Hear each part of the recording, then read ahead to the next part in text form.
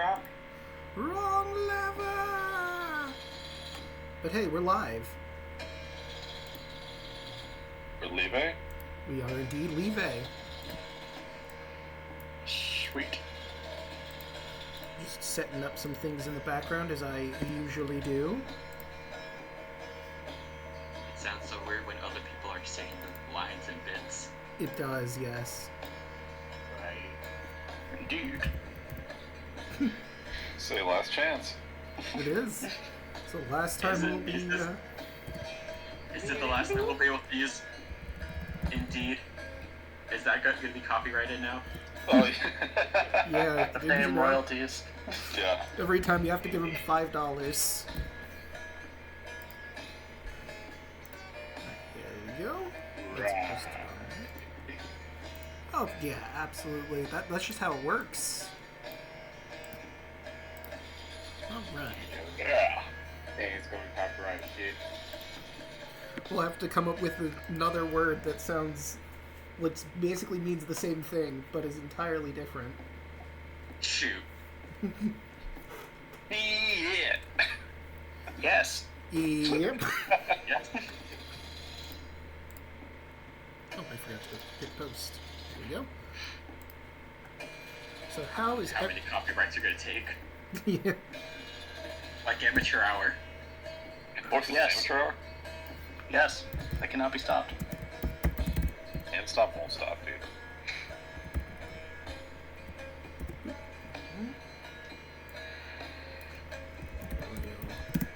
Hoshi. There we go. There we go. Oh. You know what would help? If I had grabbed the link to my own channel to put in those posts. Oh, Well, you know you're not wrong. I hadn't considered that until this very moment where I was posting in Discord. Gonna make it work for you, huh?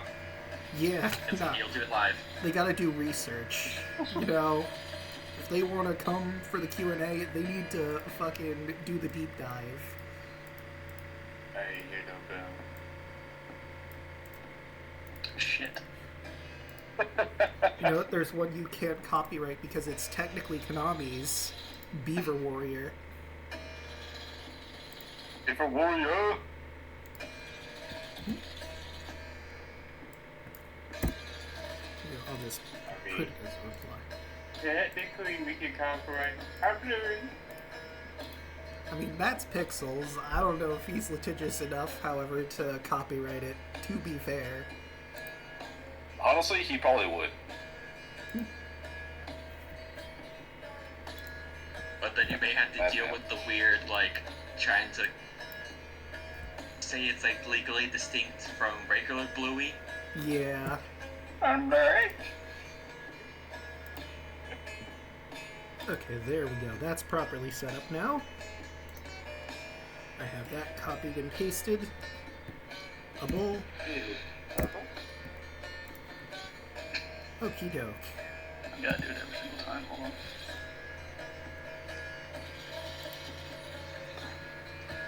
There we go. This is probably going to be the last time I go into the Roll20 room for Odyssey, unless there's something very specific I want to grab for whatever reason.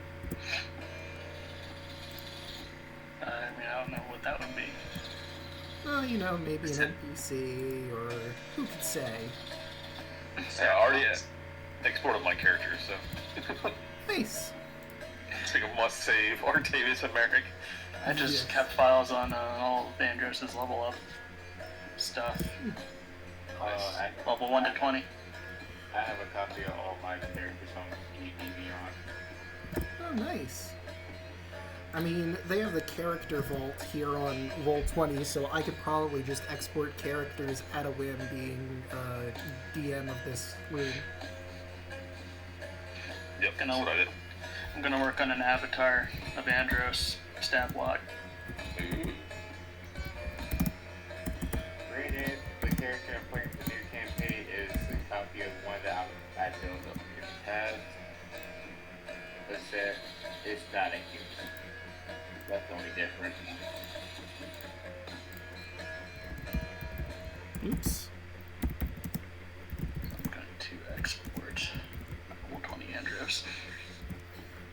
Alright. Okay, I think I'm now ready. I've posted everywhere, and I just messaged the person working on my new model.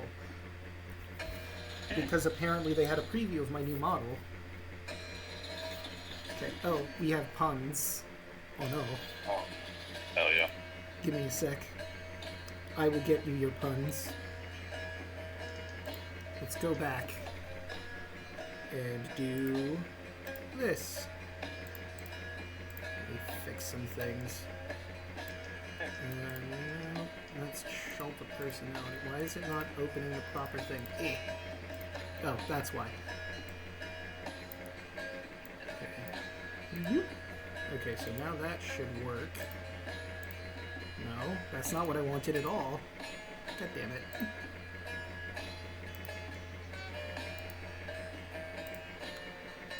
Okay, let's try this again, but it's gonna work this time. Perfect. There we go. Beautiful. Okay. Maybe zoom out just a little bit more so people can see more of that. There we go. Okay. So puns. Ahem. Let's start with this most recent one I took. My girlfriend broke up with me. When she found I only had 9 toes, she was lactose intolerant. My fiance and I wanted to get married at the public library, but they told us it was all booked up. Yeah. Great. I asked my friend Nick if he had 5 cents I could borrow, but he was Nick-o-less. Oh my god. Those went on a journey. He sure did. But, hey everyone, welcome to the AMA. I do have a list of questions. If you guys have questions, feel free to post them in the comments or the chat or whatever. Comments would be YouTube. This is not YouTube. Yet. But let's start with this question. What are things the party missed or wanted to do but couldn't?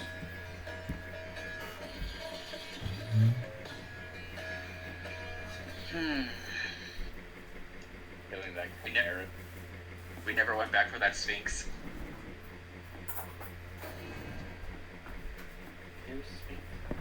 The Sphinx on the Scorpion Island. Yeah, the Lotus Witch, I believe, was her name. bad. Right. I forgot about that. Definitely not taking up Myconins when we had the chance. Yeah. Yeah, that's Me an Alu first. problem. Go ahead. That's an Alu problem, though. They're not like creating food and water. Oh my god. My god. But, I was supposed to beat an entire horde of ant people. oh yeah. You didn't do anything about those ants.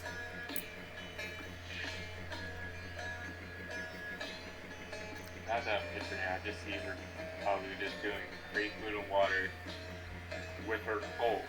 And then they'll all use control water to make it kind of way. I mean, it would certainly do decent damage, to say the least. Personally, I really wanted someone to look at that telescope on the Island of Time so they could see Azathoth. That would have been fun. Wait, didn't we all look at the telescope? You Not looked in the me, also telescope, that. but no one looked the last time to see Azathoth. Yeah, I think it was me that was the last one to do it, and I just said no. You would have gotten Curse of Madness. You saw that time had changed for Mitros, and there was like some Cyclopses that were excavating well after everything had been destroyed. You're like, nah, I'm good to not look again. And no one was curious what would happen after that. Sad. Here's another question. Did you have any alternate character concepts for this particular campaign? Like any backup characters or any characters, anything you might have done differently with your character?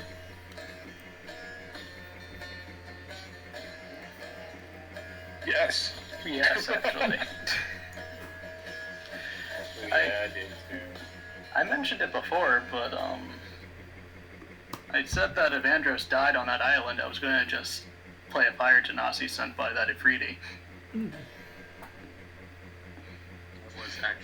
I was gonna have Bokai die. I was gonna play a Twilight Cleric, and they're gonna be worshipping this area. So I would have had the weird and crazy. And then her and Merrick could have worked together. Yeah. Well, I have two, but one of them I'm actually is my backup for the other campaign, so I'm not gonna say that one just yet. Fair enough. But one of them was I basically killed a version of Alistair. That's been Interesting. That was a bard and a warlock. Cross-class. I can see that. But what would his radio be? Since that's Alistair's whole jam, the radio. Or would it be just a radio? Technology that doesn't exist quite yet.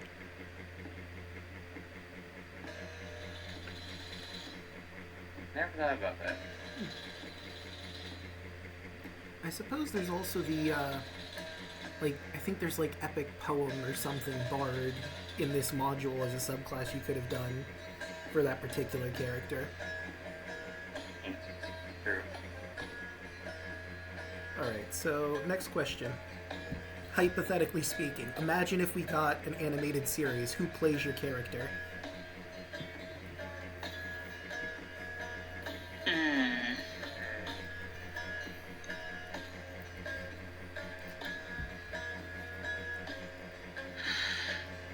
Fuck. Yeah.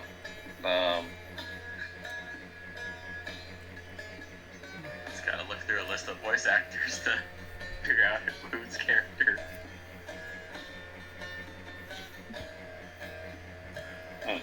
I mean, I'm in an interesting scenario for that question, being the DM and playing literally everyone that isn't you guys.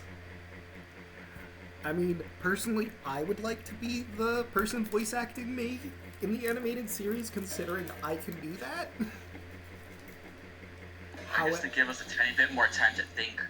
Yeah, that's... If there's like an NPC, you would want to have a person voice. Yeah, that's true. We could go that way. It's like, I could voice every NPC and DM, or I could, like, have... I don't know, let's see. Who for Sidon? You know what? Because it would make me laugh, Jack Black as Sidon. Would make a song. Yes. Actually, I probably see Jack Black playing Pythor too. I could definitely see him as Pythor. He'd be really good as Pythor.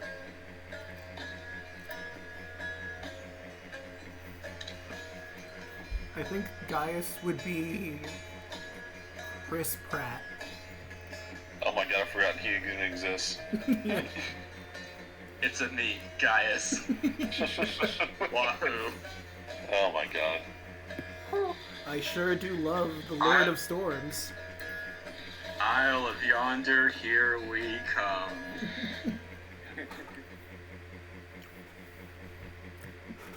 Which is why I would want to have him in that role, because everyone would hate it, and him, and that's just his character. You know what? Bubba brings up a good one. Nick Cage is Bluey. You know he would take it. Not only would he take it, he would excel as Bluey. Basically, Nick, what I want you to do is, this guy is an absolute crazy chaos goblin monster. Just have fun. Just do you, and that'll be perfect. I have the perfect person to play Who? Seth Rogen. I can see that. Oh god. Fucking laugh. So bad. Watch me eat this horse. Okay, but here. Actually, I kind of want to see.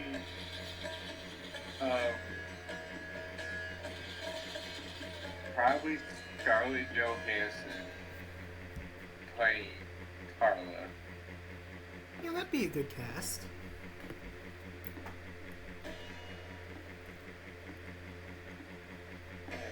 Or Luna, like, just because I think it'll be funny, even though I know they're not voice actors, so Monty. That could be fun. Monty Glue as Luna.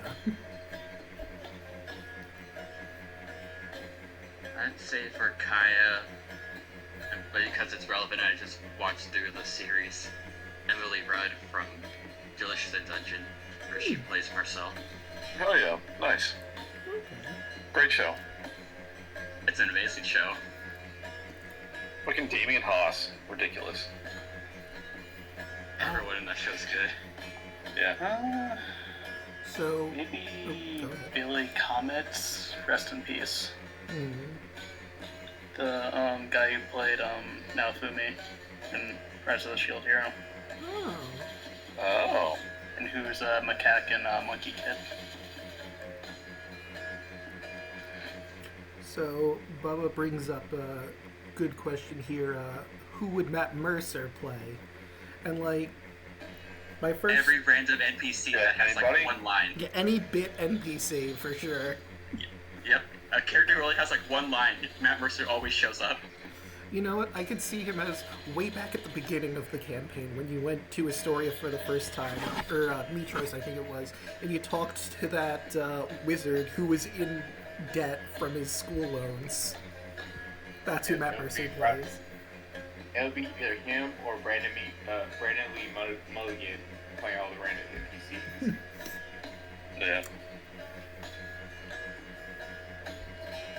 Like, I was thinking maybe Matt Mercer could be me as the DM, but, like, he's already the DM in Critical Role. He doesn't need another DM role.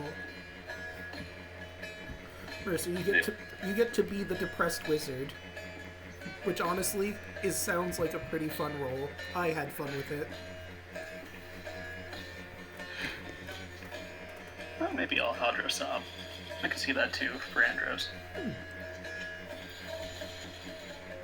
Okay, now, here's another interesting question. What Muppet would play your character if this was a Muppet special?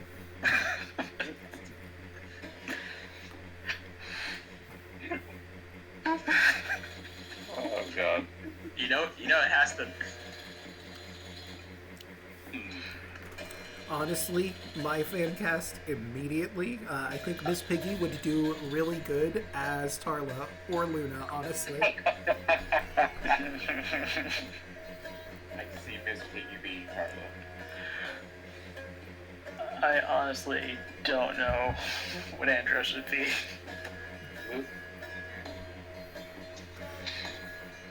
I don't think Fonzie would work, because that was my first thought. No, but I was thinking it. Okay, good, we're on the But same that'd be wavelength. funny. Waka waka. I'm gonna punch you really hard, Waka Waka. Sunny strike. Definitely not animal, because he's way too calm to be animal. Yeah, no way, animal. No, Animal is straight up thud. Oh yeah, no, that's the perfect cast right there. Thud, animal. Oh, for sure. Bubba suggests maybe Gonzo for Andros. Sure, why not? The guy who shoots himself out of a cannon, that's the closest thing we're gonna get. Yeah. That makes sense. I can see him being killed by the boar at the beginning. Yeah, no, I could absolutely see that. No, it'd be a giant chicken knowing his luck. Oh god. I can just see it now, just the Muppet flying across the screen.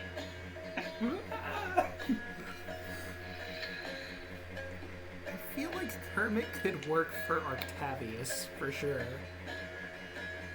Interesting. Yeah. Merrick would be an interesting one to cast. I don't know if there's an edgelord Muppet. Tyler's one of the old men that laugh. He is both the old men. Waldorf and they just interchange, or both of them are Merrick at the same time in every scene. Yeah. Just the heckler always.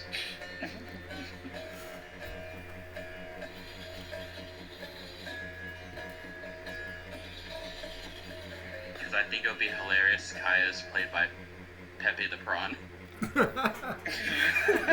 Great. Pepe becomes goddess of the sea.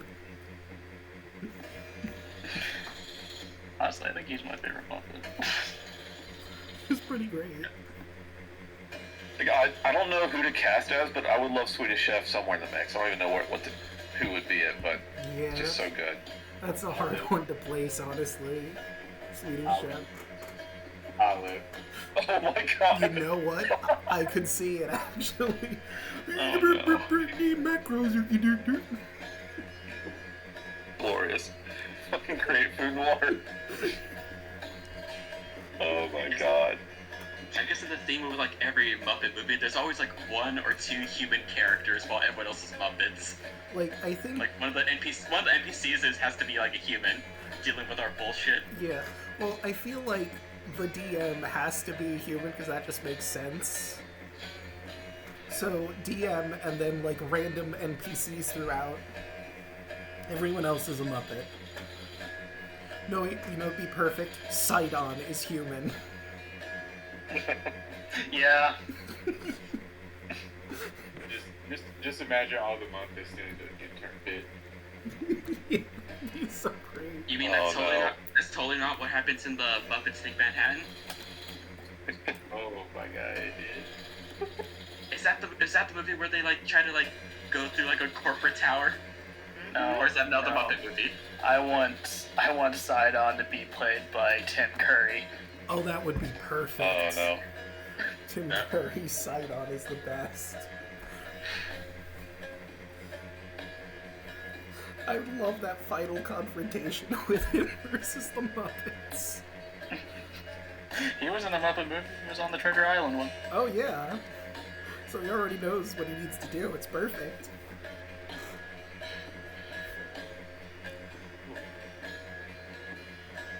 So I do have some repeat questions because I don't know if anything has changed, so I'm just gonna probably rapid fire these. Has anyone's favorite character moment changed since we finally finished off the series?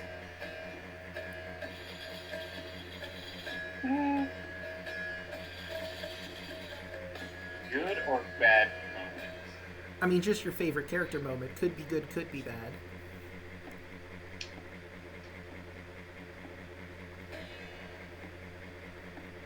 Honestly, I would say like it changed for me at the very end with Mary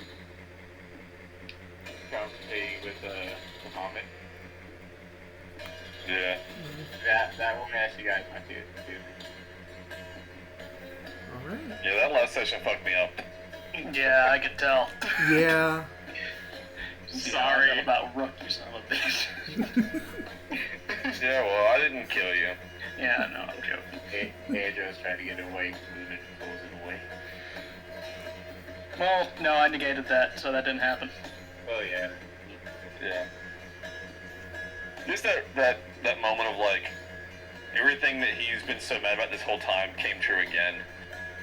Just like, oh my god, Yeah. everything hurts. I'm sorry for the fucking divine comedy of it all. Yeah, Jesus. It's like great to tell. Yeah. I was like, well, it's I'm not a god, but I can't just have a fucking legendary resistance, so I'm just gonna take this to my fucking, yeah.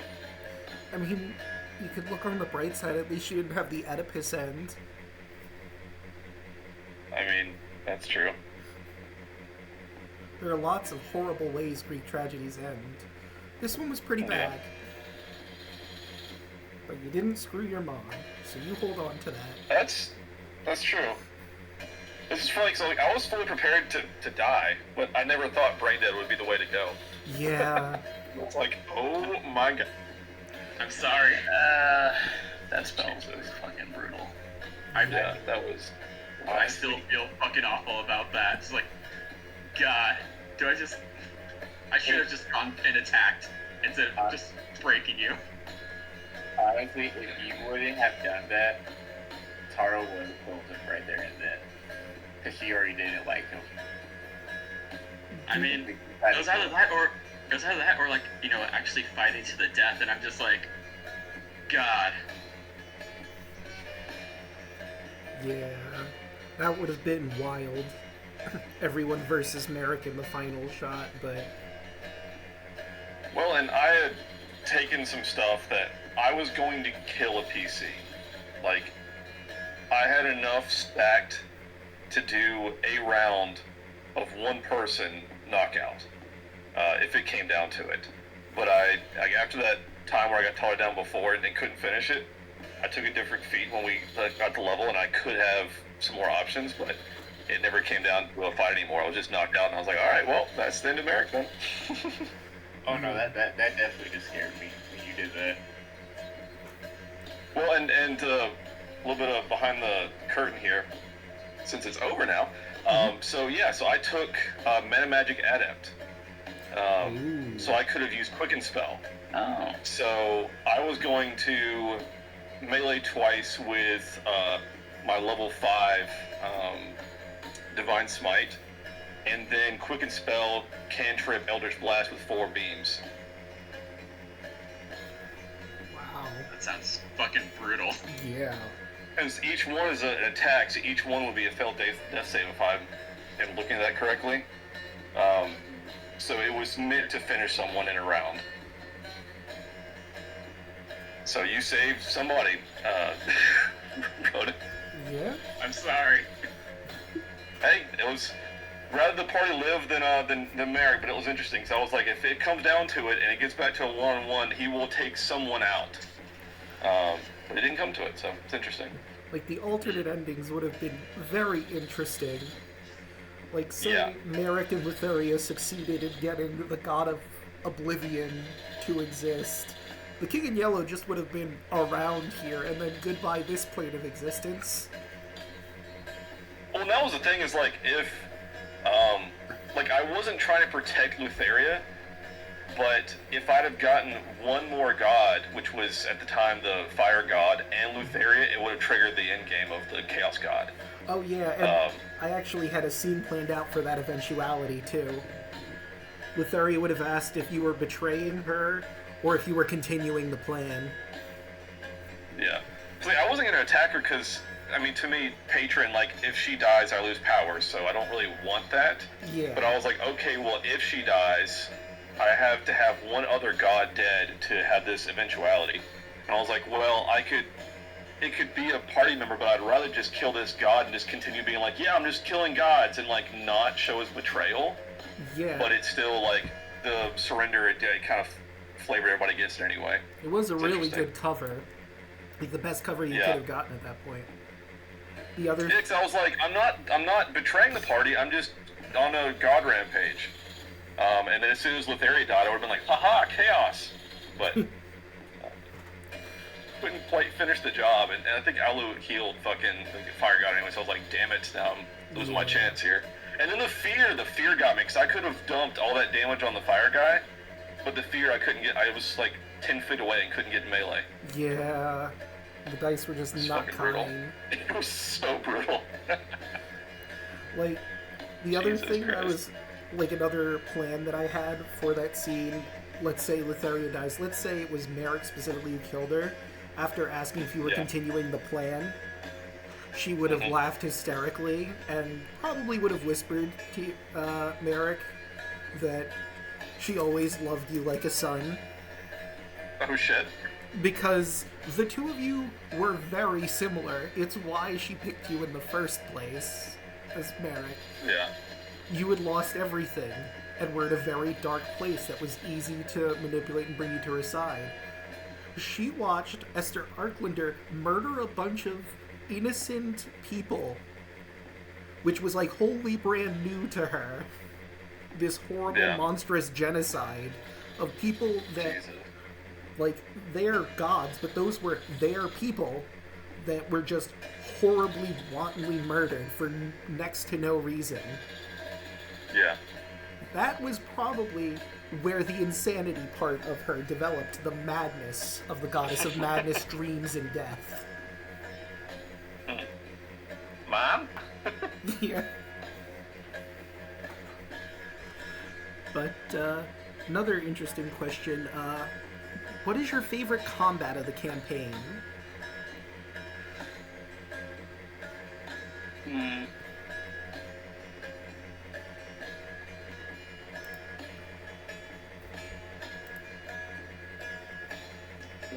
Well, one of my favorites is the end with Artavius when I had the Holy Avenger, because it just did stupid amounts of damage. Yeah. Which I really do like. I like Merrick's build a lot. It's one of my favorite things I've done, as far as the Hex Paladin, Oathbreaker, all that good stuff. But I never quite could. I was trying to min-max, I just never quite got there. But I did stack like this procs and this procs and this procs, which is just fun for the crunch. Yeah, you definitely had a lot of crunch in your character. I'll say my favorite is with the grass. That was pretty great. Hell yeah. I didn't expect to do that much damage with Luna against the Taras. And Luna tanked like a champ. The summary of every big bad was it smells like bitch in here.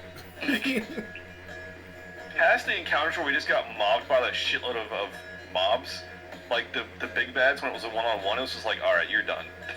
There's no way. High level party, ridiculous. I mean, we came up with good plans with the four Titans, so it was like Yeah. good executing. I think probably one of mine was the battle against Scylla into the battle with the Angel.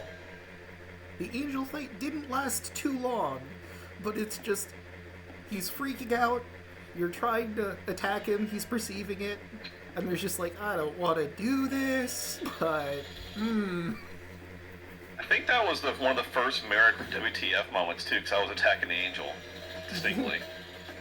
Everyone's like, dude, what the hell? I was like, what? He's getting away. He's got the thing we need. What's the problem? Yeah. Doing a job. Fair. Actually, Gods must die. another one of my favorite combats where we're going up the mountain to the Tomb of the Dragon Lords. All those fucking ghosts and everything. Yeah. Oh my god. Trying That to was go through brutal. a mountain. The moment we realized more kept on popping up, we just started booking it. It was funny. Yeah. The valley of death. Yeah, they kept popping up. I was like, oh no. We gotta run. Honorable mention for Goltus Hizashi, because that fucking NPC was the best, and what a goat. Fucking like War Priest or whatever, War Cleric, whatever the fuck it is, so good. Oh, right, one of your buddies Yeah. who became the main character. Right, that's what I was like, Goltus is fucking goat, dude. He's a Dragonborn like War Cleric or something. I don't know. Yeah. But he did 2 maul attacks and Holy Fire every turn. Yeah, War Priest. Clerics Fucking crazy are ridiculous. NPC. So good. So, I One of my mean, favorite fight. I that, was gonna say one of my favorite fights was the Kentame fight at the very end. oh yeah, that was a really good one.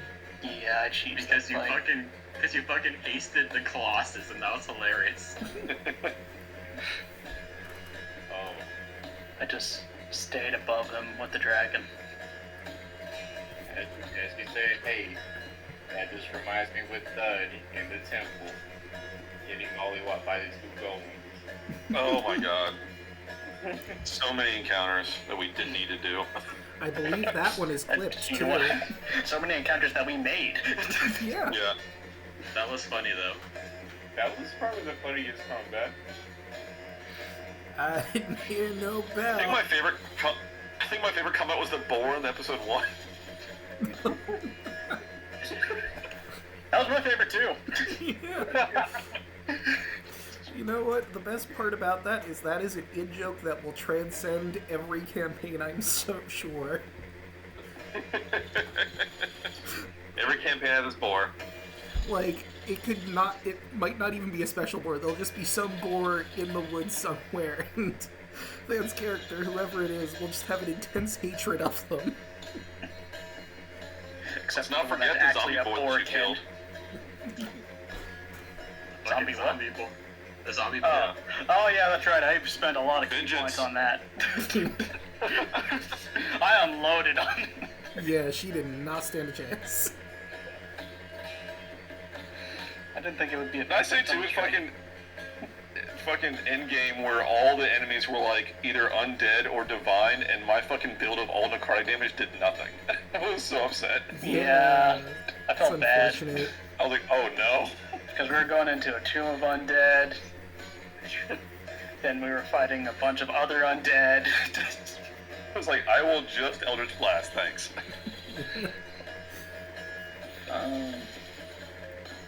Like, I wouldn't doubt it if in that, even like the final fights, honestly, if half of my damage probably shouldn't have counted, because I'm sure none of them, like all of them probably had resistance to necrotic or even immunity at that point.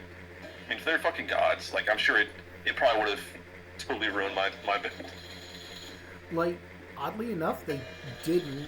Like, they have immunity Really? to bludgeoning, piercing, and slashing damage from non-magical weapons, and that was it. Really? That's crazy. Yeah. I would have definitely assumed that they had like full resistance to necrotic. I have no idea why they don't, but yeah, they just didn't. It's crazy. Kind of the same how I feel about Lutheria, because she's not immune to necrotic, right? No, she isn't.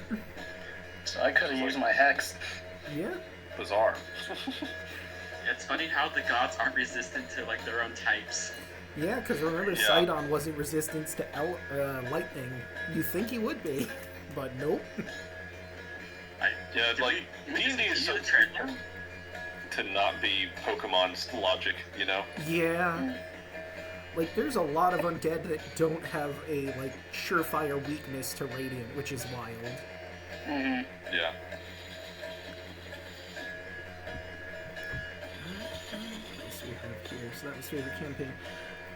I mean, I guess I could ask this question because it might have changed. I mean, I know Alex certainly didn't. Who's your favorite NPC and why? We already got that answer. Oh yeah. The best.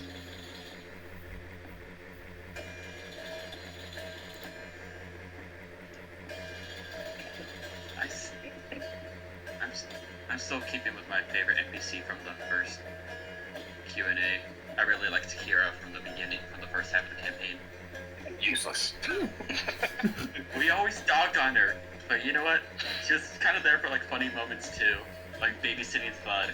Yeah. I think the barkeep from my hometown became my favorite a little bit. You know what? Since the campaign is over, would you like to know a little secret about her? Oh hell yeah. I kind of assumed. But go ahead. Okay, then you probably figured this out. She's the Grand Master of the Shadow Monks. Yeah. Yep. That was my boss. Yeah. That was the infamous I didn't ask for your fucking life story. Yeah. We can't forget that one seer or whatever, like the flatulent or whatever, the fragrant. The fragrant. the fragrant. Yeah. I love that guy. Vitalis, the What- fragrant. We never saw him What again. an NPC. We only saw him once.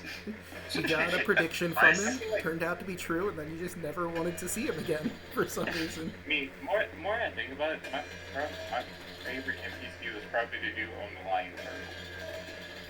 Nice. Oh, the The shopkeep. shopkeep. I like his Yeah. theme. Yeah, it's a great theme. Thane, do you remember the fucking cabbage salesman? I forgot to test out my new abilities on his cart.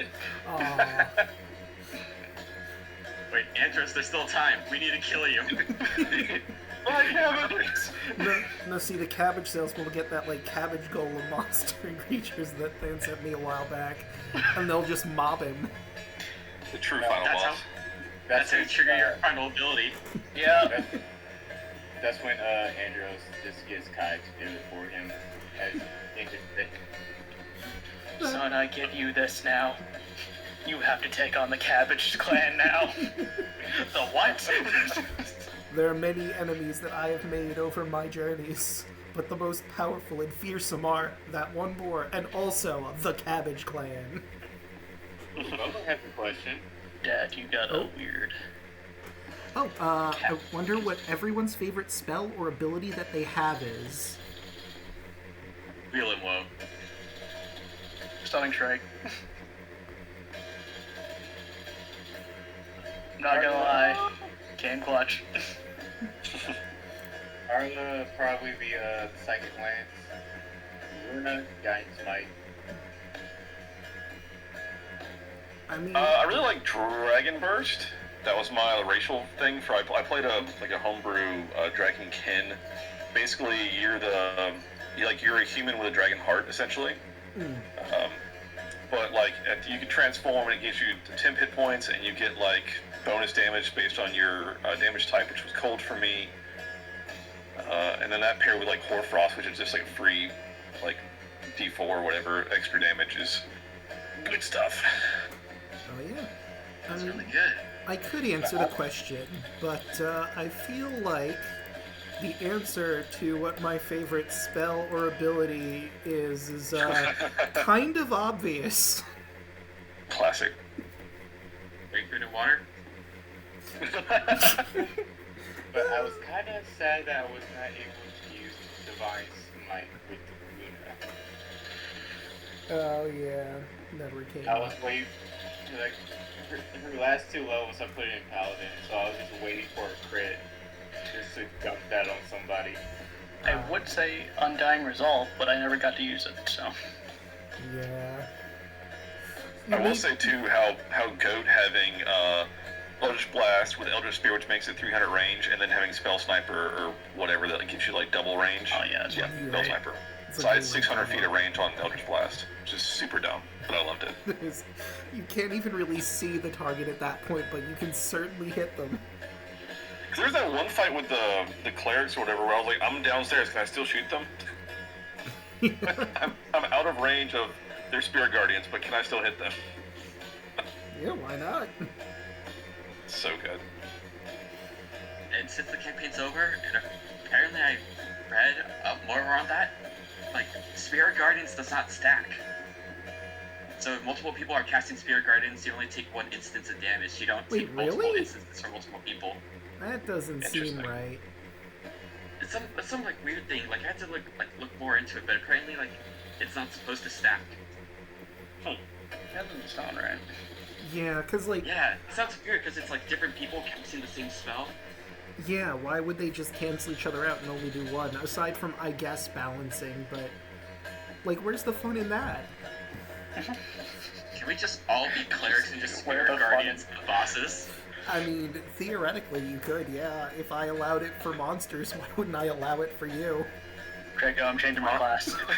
The honorable mention to fucking Puddles, who did Spirit Guardians, then retreated into a shell. Yes. That was really good. Actually, you know what? That brings me to another Don't worry, question Hamster I have loves 'em. here. So your character gets sent to the Revelia. How do they like it there? Well. Andros, what the fuck is that?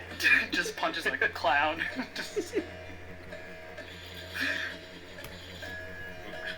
Varric's just like, I was always surrounded by clowns, I fucking knew it. I think Kaya would try to enjoy it, but as things slowly got more and more weird and twisted, she would just be like, oh no. Like Kaya walks But into she would give into the door. madness, just like, what the fuck is going on? Kaya walks into Why is this. that cloud eating people? Kaya just walks in. You know, I kind of like this place. This is pretty great. A few days later, oh my god. Tarla would just hate it outright. Luna, she'll probably pull a snack and she'll be indulgent in candies. I can see that. You know what? That's a fair Octavius question. would bring his Lord and Savior Muhammad into it, so. Man, what a guy. Goes to a carnival, proselytizes. Yep, starts handing out tracks. You're to save you from yourselves. You know, games are pretty fun, and the rides are, but have you heard the word of Bahamut? God is the Bahamut Church. Oh, God is the Bahamut Church.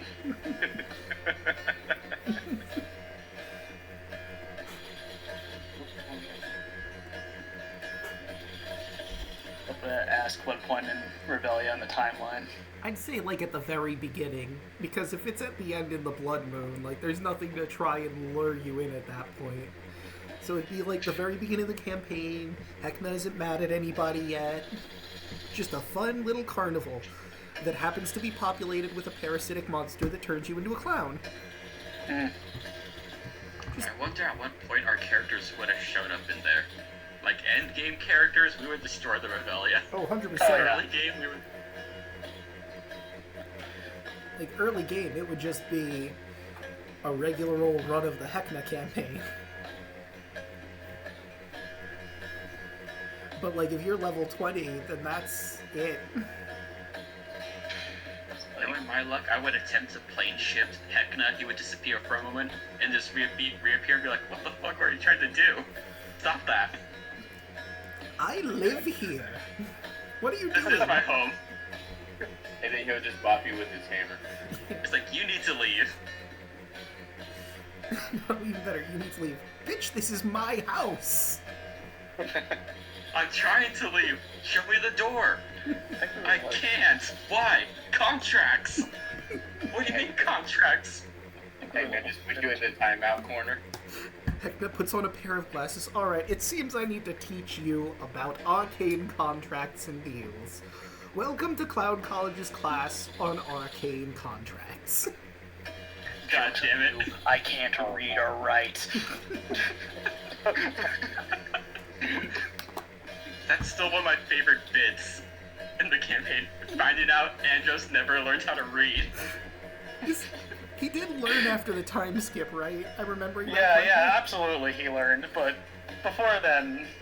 Yeah, because I'm imagining, no, Like, imagine never you're came a up. god, still don't know how to read and write. Someone that's a humble god. someone asks you for advice on, like, something with, I don't know, a poem or whatever, and Andrews looks at it. Yeah, I don't read common. Yeah, I'm so sorry, friend, but I cannot do that. I can punch something, I can blast something your way, but I can't read. What's this book you handed me? Why is it called the Bible? The Bible? I mean, what do you expect? The guy didn't have any education. He was on the streets. Yeah. And, you know, while he was on the streets, he just never thought to pick up a book. Nope. You know, there's an alternate timeline where, like, Andros found I don't know, like a pamphlet or something on the road, and he just was enthralled with it.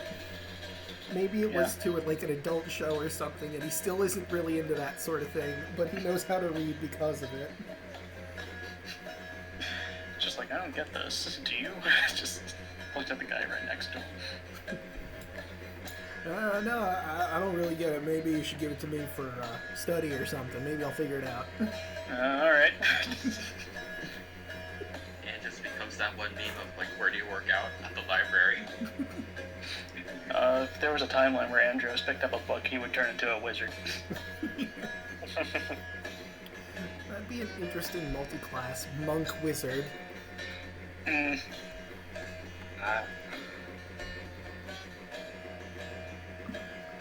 I feel like it might conflict a little bit, but Yeah.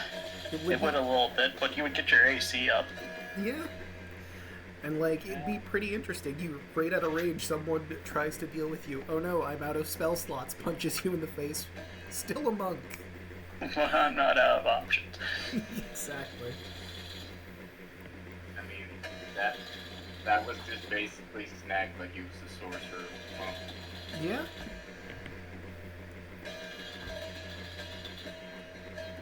You know, that kind of reminds me of something from a novel way back when. So the Dragonlance series is a fun series of novels, and there's this one character, he's a monk. I think his order got destroyed and he wants revenge. He becomes a monk of the goddess of the sea, who's basically a temperamental teenager who just really wants something she doesn't have. And he's like, I'm still gonna do everything the same way I did it before, but I guess you're my patron or whatever. And like, I guess he's technically a warlock for some intents and purposes. He doesn't have spells, but he kind of does what this god says, unless it goes against his teachings as a monk. And I love the audacity of this character. I don't remember his name, but his goddess asks him to do something that's against the tenets of his teachings as a monk, and he just says no. Nah, that's against my tenets. Look, you're a monk of me now.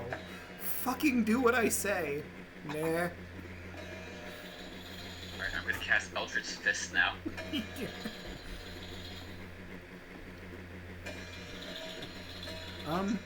You could ask this question again, because it might have changed. Least favorite NPC. No, still Gaius. Fair. Yeah, fuck that guy, dude. Yeah, seriously, fuck that guy. That and that dickhead king. Yes. I mean, the guy that we roared into submission. Yeah. Yeah, mine still hasn't changed. It's Gaius and fucking Daria. Yeah. No, that's fair and valid. It's my mom! Yeah.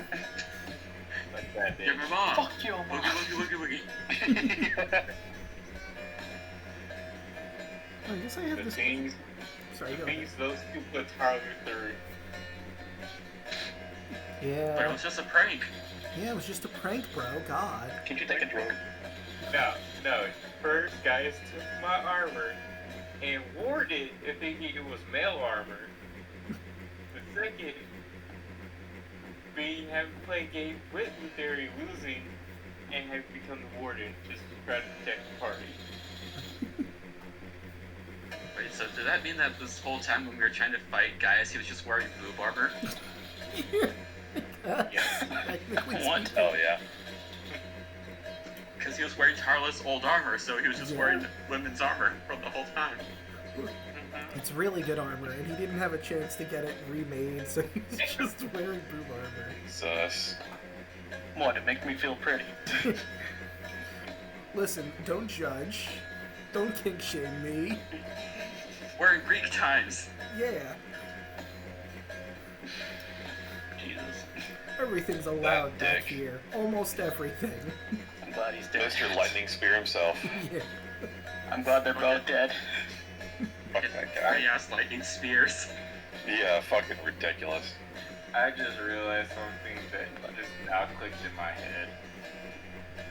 That armor gives all giants and titans disadvantage against Tarla. Oh, well. Whoops. I mean, have you seen the plus hit to their attacks? See how squishy Tarla is? Yeah, that would have been I helpful. mean, that shoes like with disadvantage. I mean, you do get crazy AC sometimes, so. Yeah. And that's if I do my defense flourish.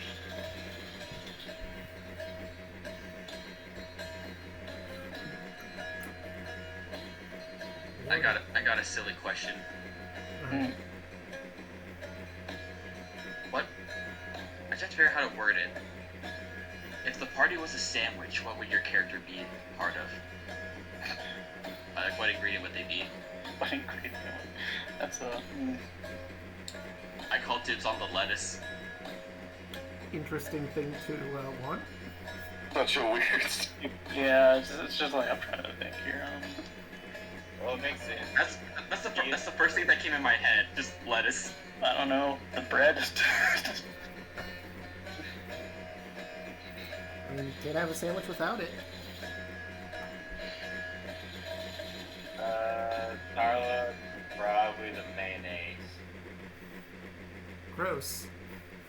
Because you can deal with her or you can deal without her. Yeah, I'm not looking at mayonnaise.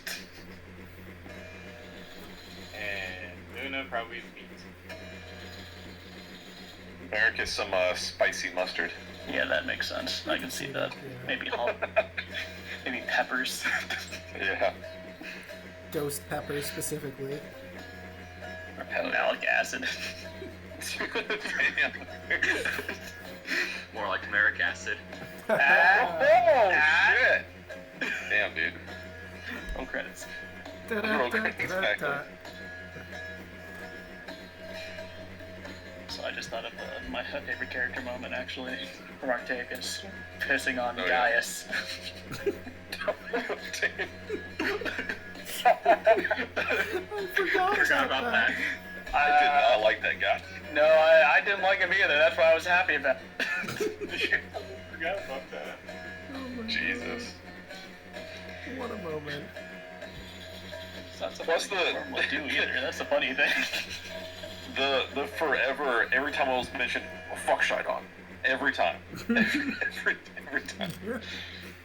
You saying indeed, me saying shit right afterwards. Shidon. So good.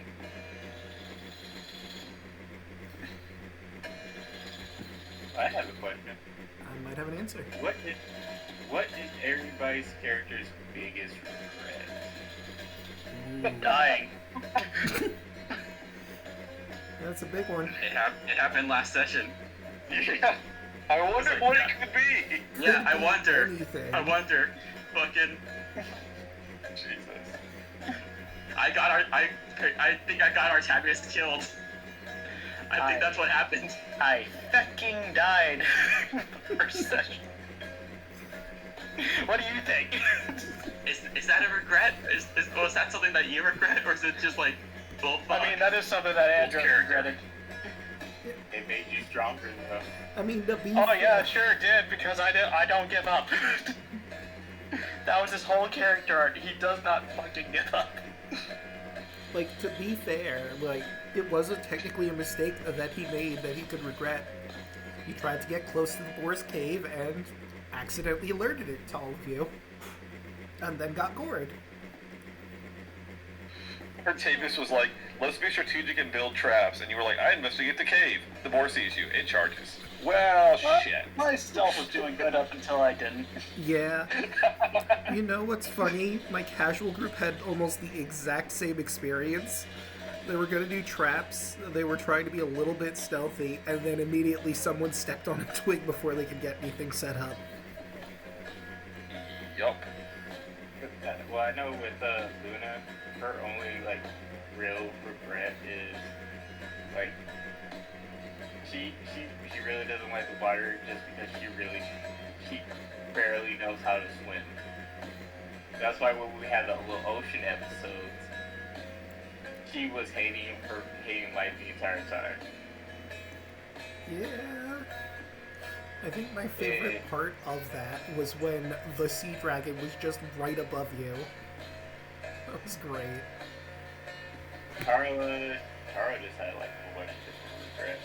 She had to like regret that she wasn't there for her family when she got lost at sea. She had to sacrifice herself to make sure that the people who got their souls took it from this area to make sure to give them back, and sacrificing herself, missing time to spend with her family and missing time with the party. No, actually, I changed my answer. His biggest regret is not finding another way to get his relative out of hell. Yeah. So, I don't remember if I said this or not, but, you know, there was technically another way that you didn't consider at the moment. Yeah, you told me, Oh, and I I did. regret it. Yeah.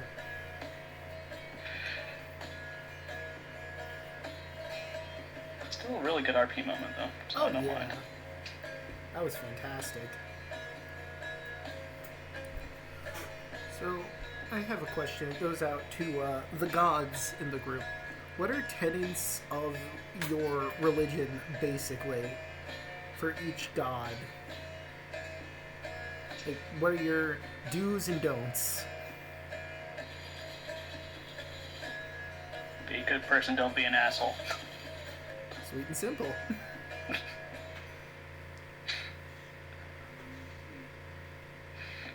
I don't know, probably don't give up or something.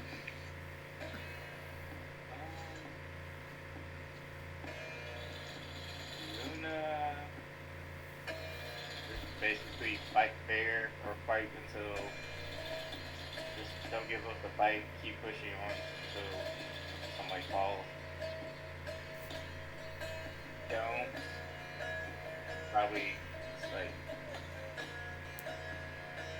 don't like have negative attitude towards life or something like that. Carla,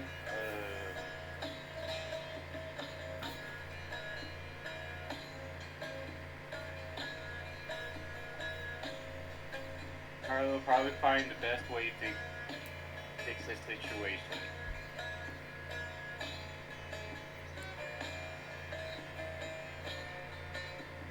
Don't is I don't know. I can't think of one for a don't for her. I can think of a universal one for everyone. Don't be like Gaius. Yeah. Yeah. One big don't for Kaya. Don't be Sidon. Fair. Valid. And I guess dues. Probably just try to live through life just try to live through life understanding everyone's views. Shit happens. You can't change everything, so sometimes you just have to go with the flow and just try to be kind to people. Because there's beauty and tragedy in everything. Oh, I got it, Joe. Mm-hmm. Carla, don't be a homicide maniac based off of Esther and fucking Gaius. Valid. I like there's a poster or tenants there on like a stone statue, and at the very bottom, don't. And there's just a picture of Gaius, a picture of fucking Sidon, and don't be these people. Gaius, Sidon, Varia, fucking Esther, Arclander. Oh yeah, his is circled 3 times. Esther. Listen, he's responsible for a lot of bullshit. Don't be like him. And then the king as well. King of Castus.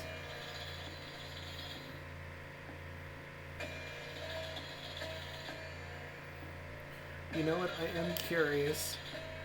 Hypothetically speaking, if Merrick became the god of death, what would his do's and don'ts be?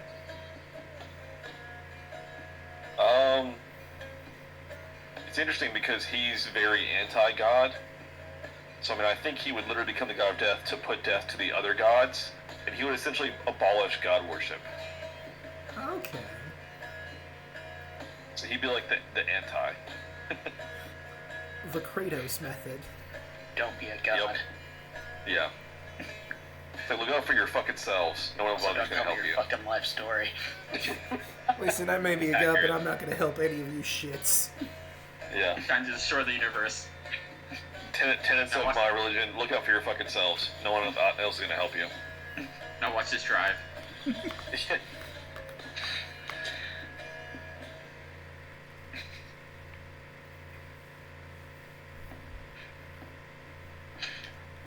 Imagining a temple to Merrick, and it just says, "Have you tried fucking off?"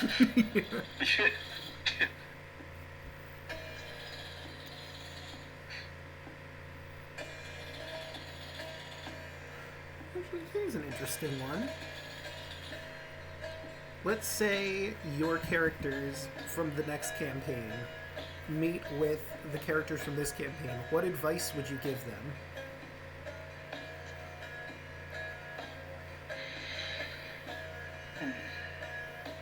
Holy fuck, you need to learn how to smile more.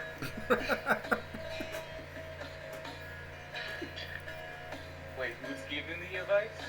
Obviously, That's what Kai would say to my next character. the You higher need to level smile more. character is giving the advice to the lower level character.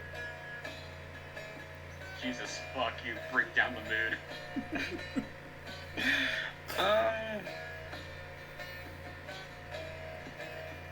Work hard, don't go too hard on yourself though, and make sure that you look out for everybody else in your party. Father's advice. Carlo will probably tell mine don't let don't let what happens to your family affect your future.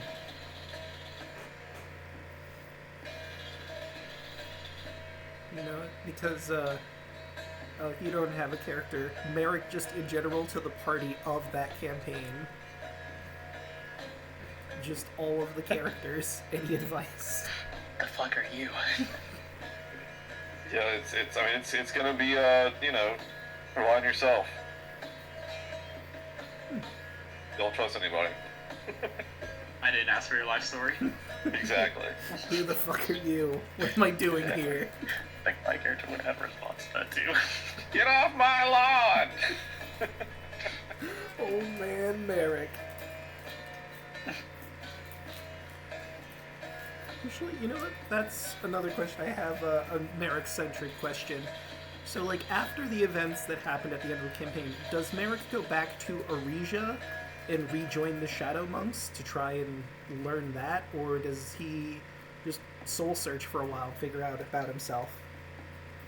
Yeah, so I kind of alluded to a little bit. I think he does go back to anybody that he knows as far as, like, the Shadow Monks and stuff, because he lost his powers.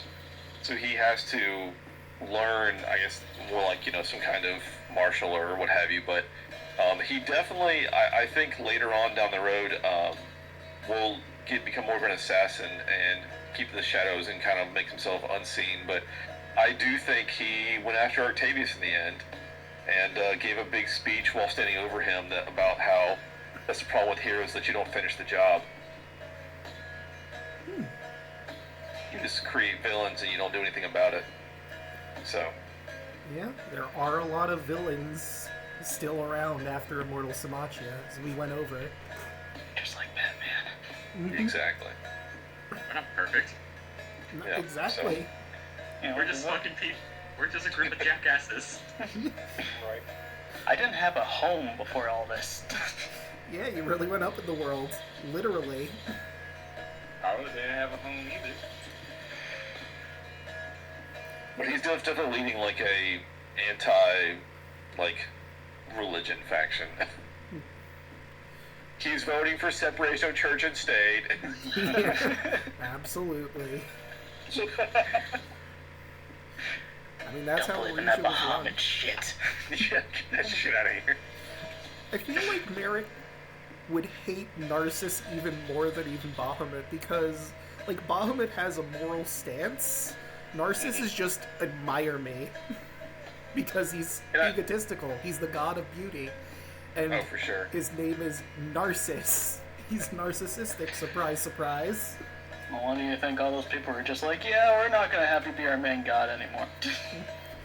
Listen, I also like to think that Merrick is maybe the one that kind of soured Artavius' son Ares and made him like more warlike. Because maybe he was like disguised self or alter self or whatever, like as like his advisor, and kind of led him astray. oh my god, he went Jafar. Jafar. Yeah. Yeah. That means he has to have an Iago at some point. I think he definitely went schemer after the loss of his power, so he realized he couldn't just muscle his way to his goals, so he went like subterfuge and scheming and trying to do things politically. Yeah, and it definitely worked out for him. I mean, we know how Ares turns out, for the most part. Yeah.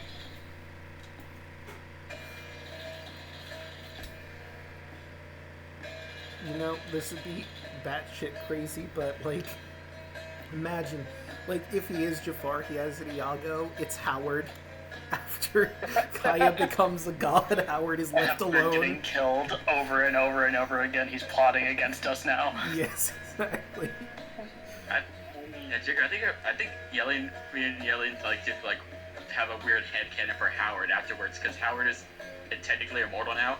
Howard always pesters Alu now, because constant food. Oh my god. I mean, there's no reason not to. Howard knows the score. He just hangs around Valis' temples all the time because all of them have free food and water. The worst.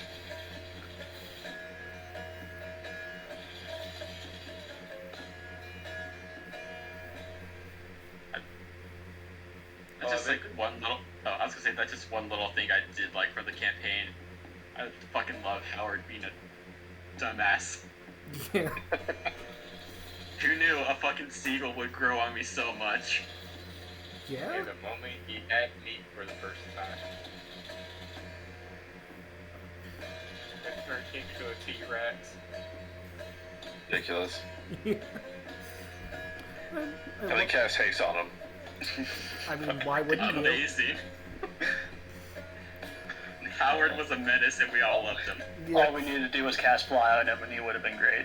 Oh my god. Howard, a typical seagull, was a menace. Flying hasted T-Rex. Beautiful. That would have been great for the fight against the Tarrasque.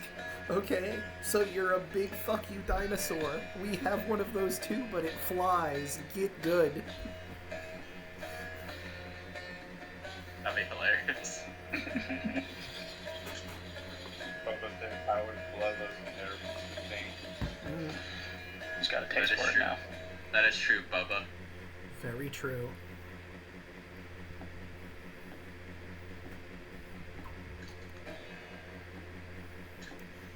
I don't think I asked this before, but did any of you have a favorite god in the campaign? And this can include the Titans.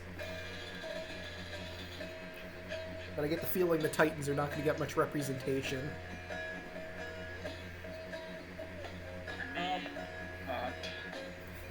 Kentamin was cool because he was just kind of like, "Brr, I'm gonna destroy everything because I'm mad." You killed my fucking son, I'm pissed. I liked Valis, that's why her and Artavius hit it off. Yeah. There's also Thylea. Yeah. I still think for me it's Kira because she was kind of just around, kind of babysitting us, but she's like, "Oh my god, everyone's a fucking idiot here." Yeah. Useless. She's useless and I love her. She's a girl failure. Aqua from Konosuba. That was my exact Exactly. thought too. Vulcan, for me. Yeah, Vulcan. Ooh, Vulcan. Yeah, Nice. Vulcan was pretty good. Yeah, he gave me all my stuff. Yeah. He's good at what he Yeah, do. Vulcan. And he also helped me choose the fight with Cantamane, so.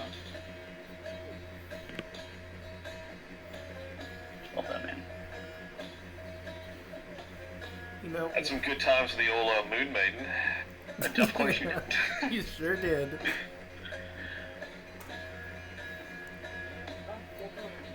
I don't remember if I ever said this. Want to hear some secret Kaya lore? Or Kira lore?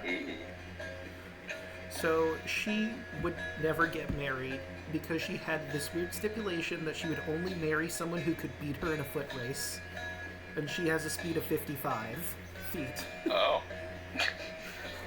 Wait, What's this amateur hour? Yeah. Yeah. Wait, Yeah. say that again? Kira, the messenger of the gods, goddess of music, etc., was not going to marry anyone unless that person could beat her in a foot race. And her movement speed is 55 at base, not including dashing.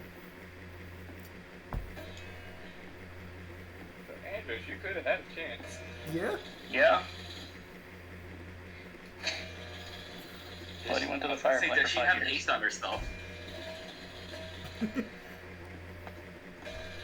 Is there a way for people to just cheese this? I mean, if you could somehow hide yourself being hasted, maybe, but I don't know if that would work. Like, I forget exactly where that's listed, but I remember reading that, and like, girl, why? Look, if you're She's a eight, girl, she wants someone with strong legs, obviously. apparently, that's what she's into. Yeah, choke me out with your thoughts, I get it. You want somebody to whisper? Jesus Christ. You know that's based being choked by thighs. I can get with it.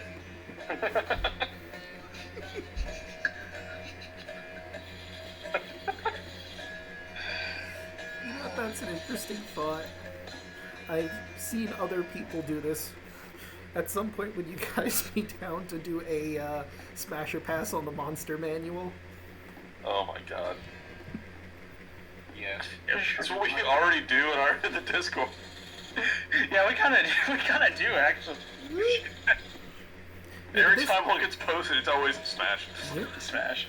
Listen, But And this we would already be know recorded. how someone feels about our player characters. listen. It was hilarious. Just gotta ask random people. Well, not random people. You have to just ask your friends. Do you smash or pass the party? And listen. Oh, but that's just basically Andros. I mean, After yeah. the wish. After the win. Yeah. After that wish.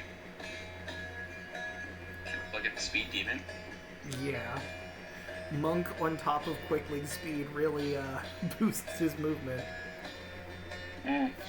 I'll only ask for his dexterity, though. I didn't ask for his spacewalking. True. Oh, here's a... Which, Oh, sorry, go ahead. which would have been way too much, I think, at that point. Yeah. But here's another question. I forget if I've asked this before in the Discord, but are there any songs you think would relate to your character? Oh, you did answer this. Yeah, we posted a long time ago. That's right. But now we could tell chat, too.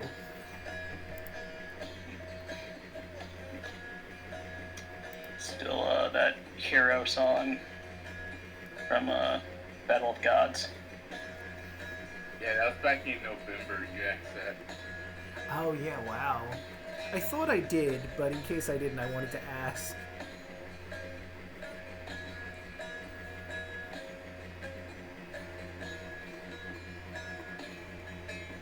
It's a very specific poll, but something about Kaya songs from certain songs that were on like the Nintendo DS, where it's like everything kind of sounds crunchy and like whistly. Like the example would be from the one Pokemon Mystery Dungeon game where you're fighting like Primal Dialga or whatever. Mm. Oh yeah. It's like a boss fight where there's like a bunch of like little like chip tuner like whistles. Neat. It sounds like whimsical at the same time. I have to post it in the Discord. I'm actually looking at everybody's choices too. I'm happy on the kazoo. Brandon, you said that Coyote was traveling song from Madagascar too. Yeah. Hey, don't judge. No, it's pretty based. Okay, what the? Wait, what? Bring up Planet Machine at some point. Tara was mentioned by NF. Or Bruises by Lewis, Haddon. Yeah, Hero Song of Hope. That's what it was. Ah.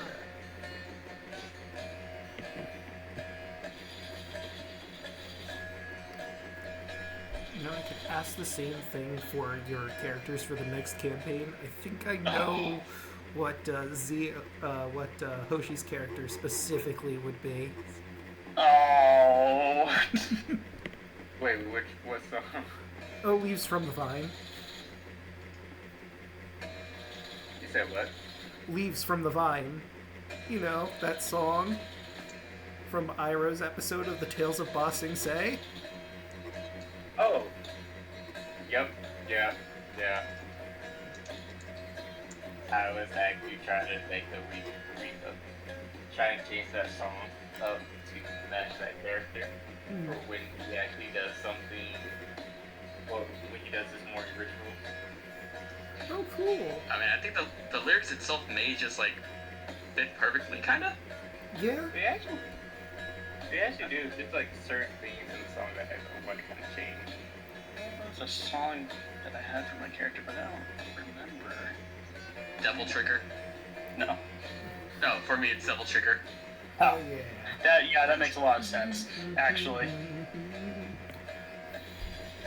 I'm gonna be a fucking edgelord, See, and I will not apologize. you know what's great about that? Devil Trigger's a song I associate with an NPC that Raul is that your character is canonically friends with too. It's pretty great. Because, like D is the character, he has the personality of Uncle Iroh, but his build is based off the Shield Hero. For Rise of the Shield Hero. Interesting combo. Yeah, if I was able to do, if I would win Human Race, I would have had his AC at 21 by 12-5. God damn. And with another couple of feats that I would get from those, I can get his AC up to up to 32 or 34. God damn.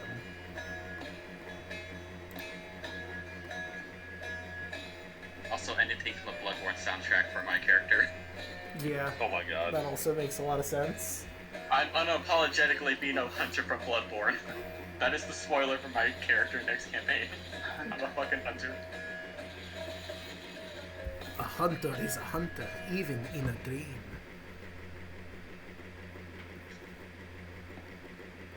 And I'm ready to fucking die like a hunter. Over and over and over again. No, you're not gonna die. Trust me, I'll make sure that doesn't happen. You say that.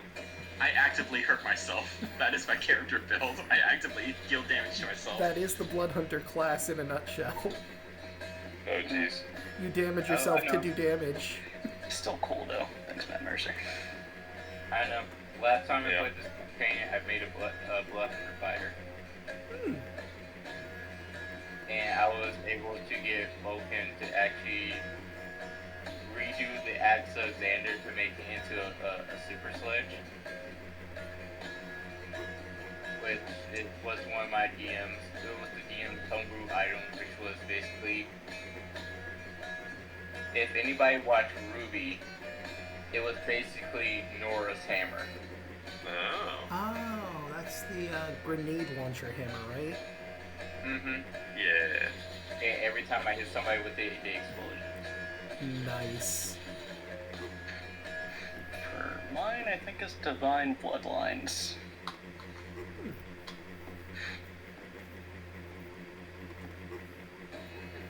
It kind of fits. Yeah? Yeah. Title alone.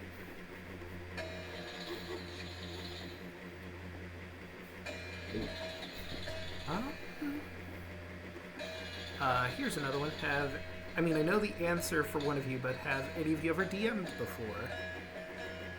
Yes. Yes. Yeah. Yeah. I DM every Monday. Nice.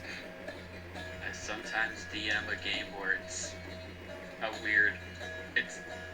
I found out so much later that Call of Cthulhu exists because I just made a Call of Cthulhu setting. Do you want 1930s America with like weird ass freaky shit going on? Yeah, that's Call of Cthulhu in a nutshell. I have not played it, but I would like to play it or maybe GM it at some point.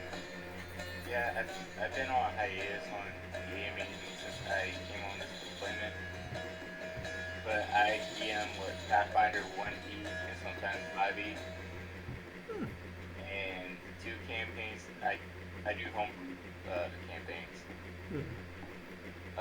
One of them was a Ruby campaign. And the second one was a video game campaign. So basically, you play as yourself.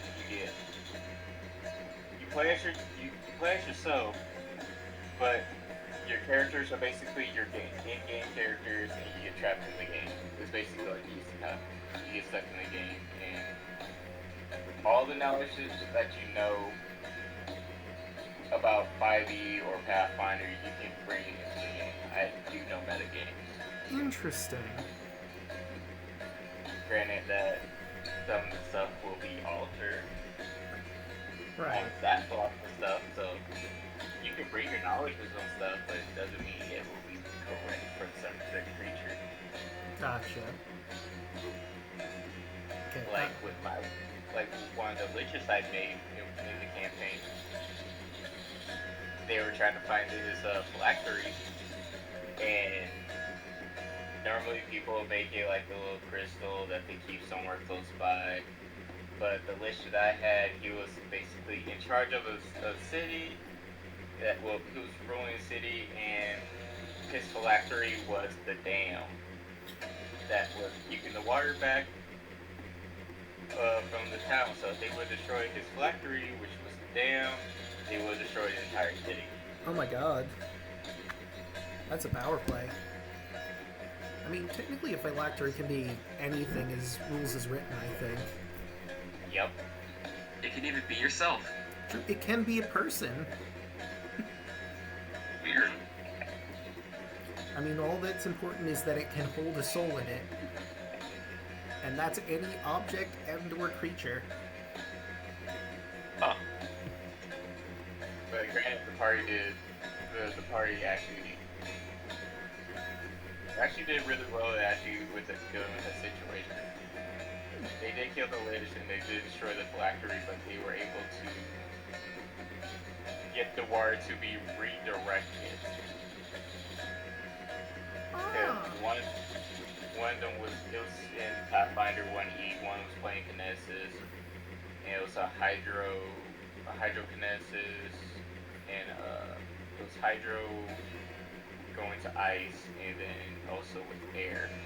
So he made like a big ice wall, and then he tied a way to actually push the water in a certain direction.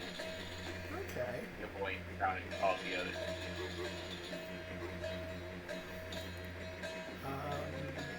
What is your favorite? Sorry, go ahead. I got a quick question for you, Draco. Okay. I think we've asked this before, but if you were playing in this campaign, what would you play? I would play specifically the subclass for sorcerer in here, the Divine Blood Sorcerer, and I'd probably go with the gifted one, Epic Path. That way I get a dragon friend, because I mean, obviously I'm going for one of the ones with a dragon friend. And, like, obviously I'd go with Tempest, Blood, so I get all sorts of cool storm spells. Originally my thought was I'd go with the demigod path, because like it makes sense, but I think gifted one works better. Because like, if you play Divine Blood and you're gonna be the war domain if you're Pythor's kid, you basically become a paladin that isn't a paladin. You get free smites and armor and shield and all that. Oh. And it's fun because like you can do all the things that a paladin can do, and you also get stuff like Quicken Spell and twin spells and stuff like that. Hell yeah. So you can That's do a lot of fun stuff with that. Sorcerer Paladin, I can dig it. Sorcerer Paladins are really strong builds. Interesting. And with that subclass, you get it all in one class, which is pretty great. Ooh. And like, the thing I love about the Demigod Origin is it has this ability called Empowered Magic. It's a meta magic that increases the level of a spell by 1. But at 18th level, you can do it by more than 1 per point of sorcery points you spend. So you could, technically speaking, cast a 9th level spell, use this, boost it up to 10 or 11 or 12 level, and destroy the universe around you. Oh. Damn. Every sorcery point into a wish spell. Yeah. Jeez. So, and the only limiter at the 18th level version is you spend 1 sorcery point for each level that you add to the spell. I would need to look at Sorcerer specifically to see how many points they have at 18th level or 20th level, but It's like 20. Oh. I think it's like one. I think it's like one per level. Okay, hold on. Let's see. Sorcery points. So 18th level when you get it is, yep, it's per level. So you could technically cast a level 29 spell if you wanted to do that. And like D&D lore from like the older modules is like the goddess of magic kept humans from casting spells higher than 10th level because they cause too much damage. So let's just commit a magical war crime for a second. Don't worry about it. Fireball at 29th level. Yeah. Jeez. I've decided this building shouldn't exist anymore. Fireball at 29th level. Trigger, I think we joked that like if you gave me like Kaya's like story, I probably would have made her a demigoddess sorcerer. I believe we Or did, like a yeah. or like a tempest sorcerer, something like that. I mean, I didn't want to spoil the story, though, in fairness. That's fair, but I'm like, you know, there's specific classes that would be very perfect for this. Oh well. I'm surprised that no one really picked up any of the classes, subclasses from this. I did the paladin one. It's true, you did do Hoplite Fighter, I believe, right? Well, the dragon, whatever, paladin. Oh, the Dragon Lord Paladin, that's right. Yeah. That's really Yeah. good. Yeah. Yeah, I did a Hoplite Fighter with a. That's right. I had an idea in my head with Andros, and I had to stick to it. That's fair. Way the shield probably wouldn't have worked that well with Andros, to be fair. No. I think in the very beginning I was looking at the shield monk, but then I kind of wanted to play a full caster because I haven't tried one of those yet. Oh. And shield monk looked interesting. Because I think it was shield monk, the stars druid, or an artificer. I honestly haven't had a chance to play like support classes a lot. It's fun. It's fun being support.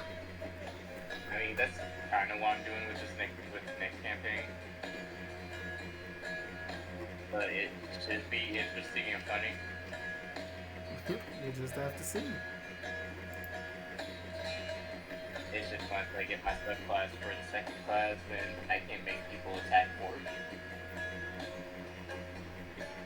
Nice. Alright. Does anybody have any more questions they can think of?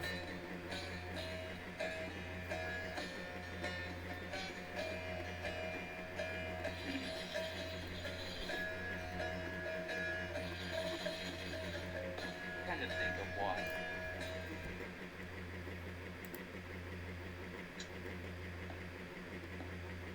I already know the answer, Draco, but did you have fun? I did. That is good. Thank you for dealing with our bullshit. Thank you for playing. There was a lot of it. Yeah. Yeah. Oh. Wait, I just thought of a question. Favorite campaign to either play or DM in?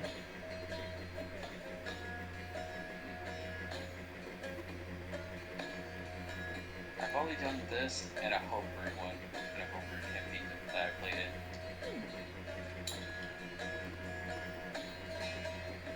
Favorite campaign. Actually, my favorite campaign that I played in was it was a homebrew campaign by one of my friends. He called it like Live World. He mixed it with two different game systems. With one was a D10 system and the other one was Pathfinder. So how he did it was with the D10 system, we had two different characters, but this one was like kind of like the isekai as well. But we had, for the D10 system, we had a character which was a person that we play in like real world. So and then Pathfinder would be our in-game characters. So each one of us had like different careers and all that for our the Alek on the East instance. So like with my character, he was a cop, and my character was investigating this game company because they were doing some shady shit. The game company of the game that we were playing, the character we were playing, and they were doing a whole bunch of shady shit. They were kidnapping people, doing experiments on them, keeping them trapped in the game, and we had to like figure that part out, and then we got stuck in the game because they figured out what my character was doing and a couple other people's characters were doing, and it got to the point where we finished the first half of it because it was supposed to be a series of it because we played it for like 3 years straight, and when we finished the first half, it got really emotional for a lot of us, especially me, because what happened was my character's wife was also a cop. She was investigating the same game company. She went missing or she got ruled out dead. So he was out for that company just from the get-go, and he was trying to figure stuff out. To find out once they got stuck in the game,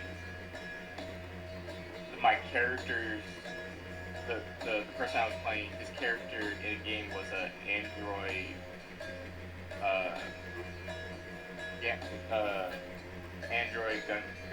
gunslinger, and he ended up buying this a robot NPC, and to find out that was my character's wife stuck in the game. Oh man! And how he revealed it was like we all had this little sequence where we met with there was 2 creators of the game. One of them was the corrupt one, the other one was in coma, and we met with the one that was in coma, and he got my character, and he ended up having my character and the robot NPC talking to each other, and he had it like transition between the robot to my character's wife, and the entire time that he was like doing this, he was like each person he was playing a certain song, and he was playing for when he was doing my portion, Celine Dion Ashes. And I got really emotional for that one, and everybody got emotional for that portion of it, and I just like lost it after that. That became my favorite campaign I ever played in. But we've been trying to convince them to start off the second half, or we might have to start over. So we're still trying to get that part out. Because we don't have not everybody that was playing there is here, well, still playing with us anymore. Gotcha. That's always the worst. My favorite campaign I've ever been a part of was probably my first one, where I could play as my Kobold Druid. Because I'm still friends with that DM to this day. We've been friends for 6 years. And he taught me a lot about homebrewing and balancing and everything. So, it's a good place in my heart. Oh yeah.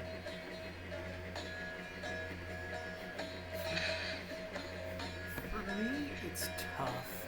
I think playing, I've really enjoyed Tomb of Annihilation. That has a place in my heart because I got to play my character that I wasn't very happy with how he ended when I originally played him. I was helping someone do the beta test for their campaign that they had made. And I did have a lot of fun playing that, but I didn't like how Dan's his story ended. But then I got to properly flesh him out and pursue his emotional plot all the way through to the end. So it has a very special place in my heart. I am enjoying Wild Beyond the Witchlight, but I think Tomb of Annihilation holds it for me as playing. DM wise, that's also a very tough one, because I've really enjoyed playing this campaign. 1 to 20 is amazing, and it's so rare to have a campaign that properly goes through them all. But I also really, really enjoyed Hecna, because Hecna is like my favorite NPC I've played as. It's a whole lot of fun.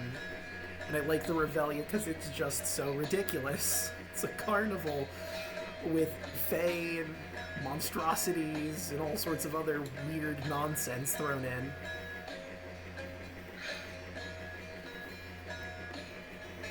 I will say this is the first campaign where I've went from 1 to 20. Yeah, like I said, it's very rare for that to be a thing, because it's really hard to properly set up to challenge level 20 players. Yeah. That's like my 5th one. So, finally got to experience that, and I gotta say, building Andros has been kind of my favorite building character experience. I'm glad to hear it. Oh, that just gives me another question. Like, out of like all characters that you ever built, which one would you say was your favorite? I mean, I already said mine. I already said mine too. That's gonna be tough for me.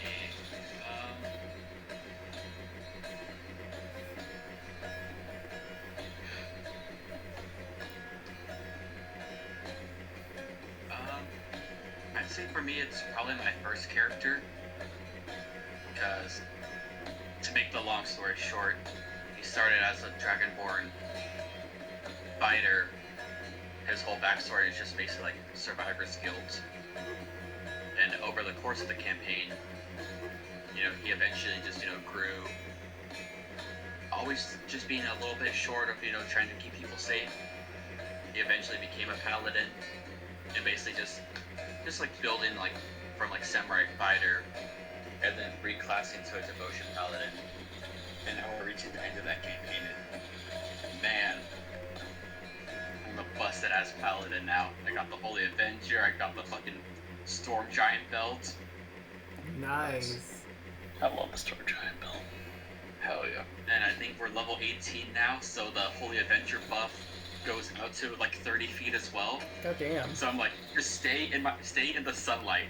Because at some point my character more or less became the prodigy of the light god. So I always joke saying, I guess I'm Jesus now, but okay. Just stay in the light. And I've died a couple times in that game, technically. He's technically he died 2 times due to just plot, out of combat, but then the 3rd time he did get killed through powered kill. Ooh.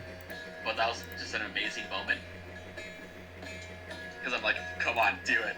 Because I always joke with my Saturday GM, and Draco, you caught on it too, where I'm just like, come on, fucking hit me. I dare you. Yeah. I don't care that I'm a quote-unquote squishy. Fucking try. It's very useful to tank in D&D if you just taunt the DM. Yeah. I think I got a tie between 2 characters, which is really hard for me. Because one character ended up becoming the hero of Pestilence from one of the 4 Horsemen. And the other one is Snap. Nice. Snack is by far one of my one character that I love playing, mechanically wise and personality wise. But the character that I have for to be the hero of Pestilence, that one is because I the backstory in story wise, I love that one.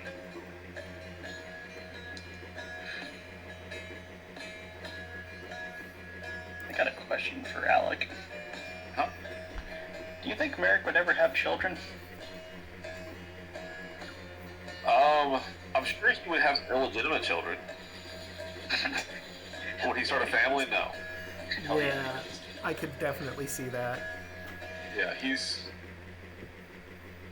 whole, like, basically he had a traumatic event whenever he was in, like, his probably, like, early to mid-20s, and it's just ruined him. Like, he doesn't give a shit anymore.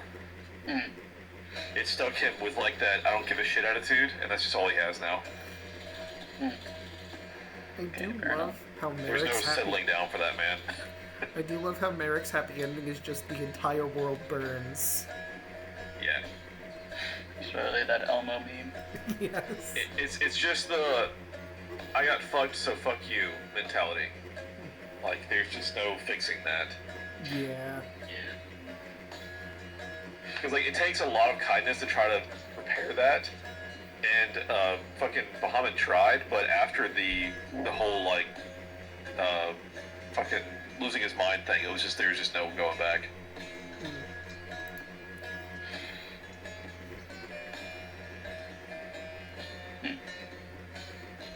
Yeah, I guess I've created like 3 characters now as far as... This is actually my first campaign I've played in. I've watched a lot, but I've never played one till now.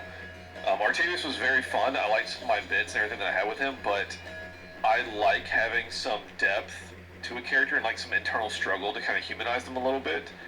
And Artemius was just very good boy.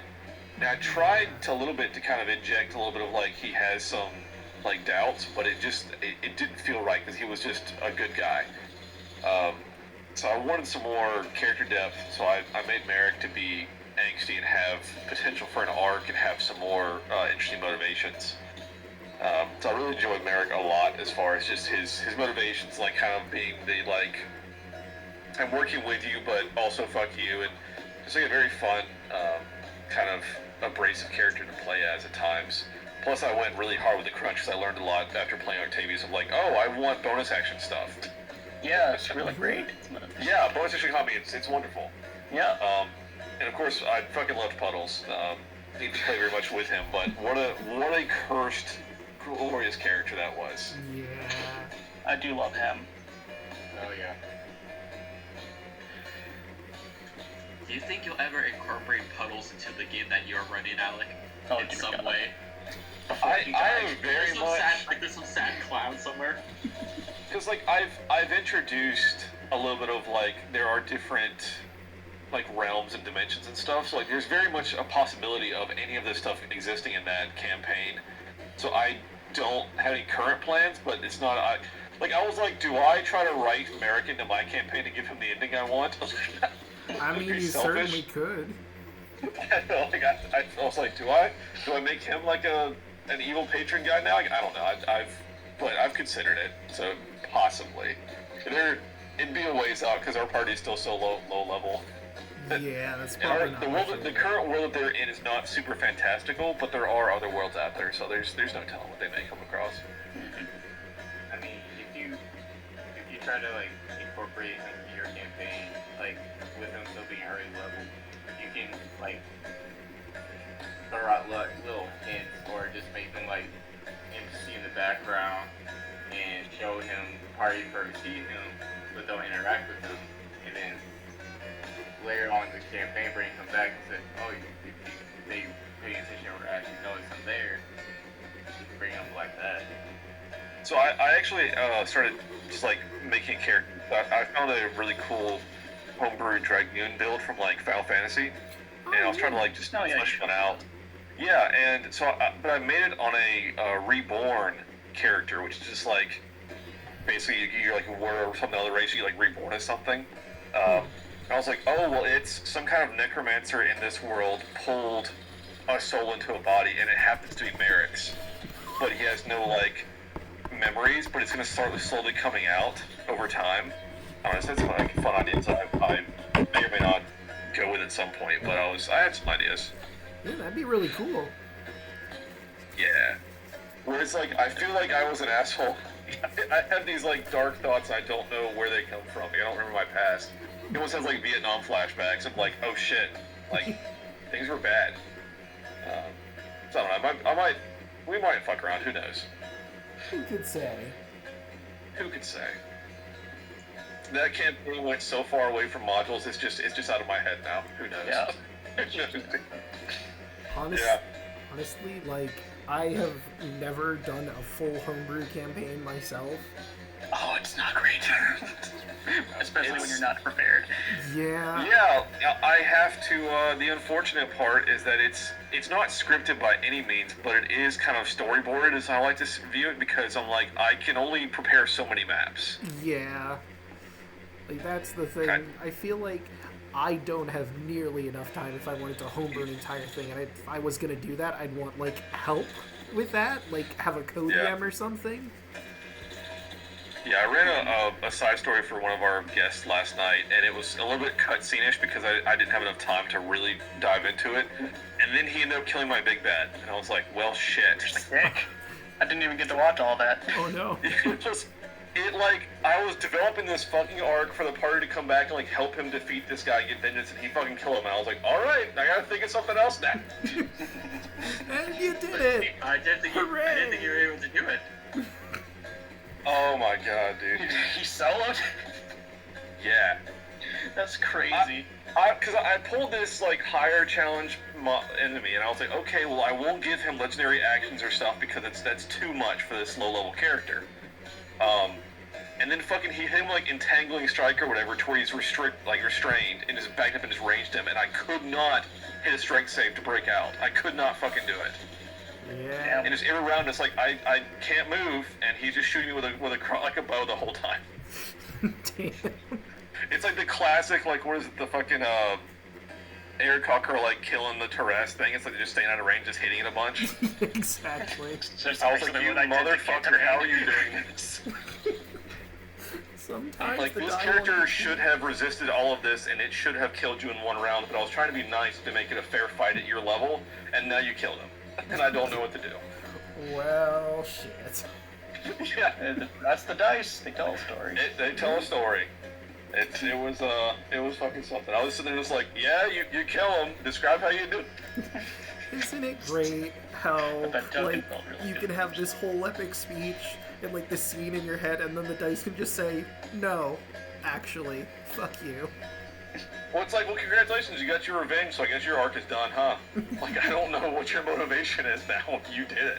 Congrats. Now you're just gonna You vibe. killed the guy that burned your village. Congratulations. What do we do now? I don't know where I go from this point. Now you go full ego Montoya. Okay, I've got my revenge, now what? Shit. I guess I could just hang up the bow and... Yeah. It's like, now I don't even know what his motivations are, like, what, I don't know, I've got to figure it all out now. It totally derailed my mental, fucking storyline, and I was like, well! Yeah. They'll never expect you to bring that guy back again. It's like, haha, but actually. So, He's a like, lich now. Get You didn't really kill me. unsatisfying. Alright, It that's was a not for my legendary clone. actions. Yeah. That was only 2% of my power. I was Yeah, fucking with you. As a joke. Did you think I would actually be held in that spot for that long and not be able to fight back? Ha ha ha!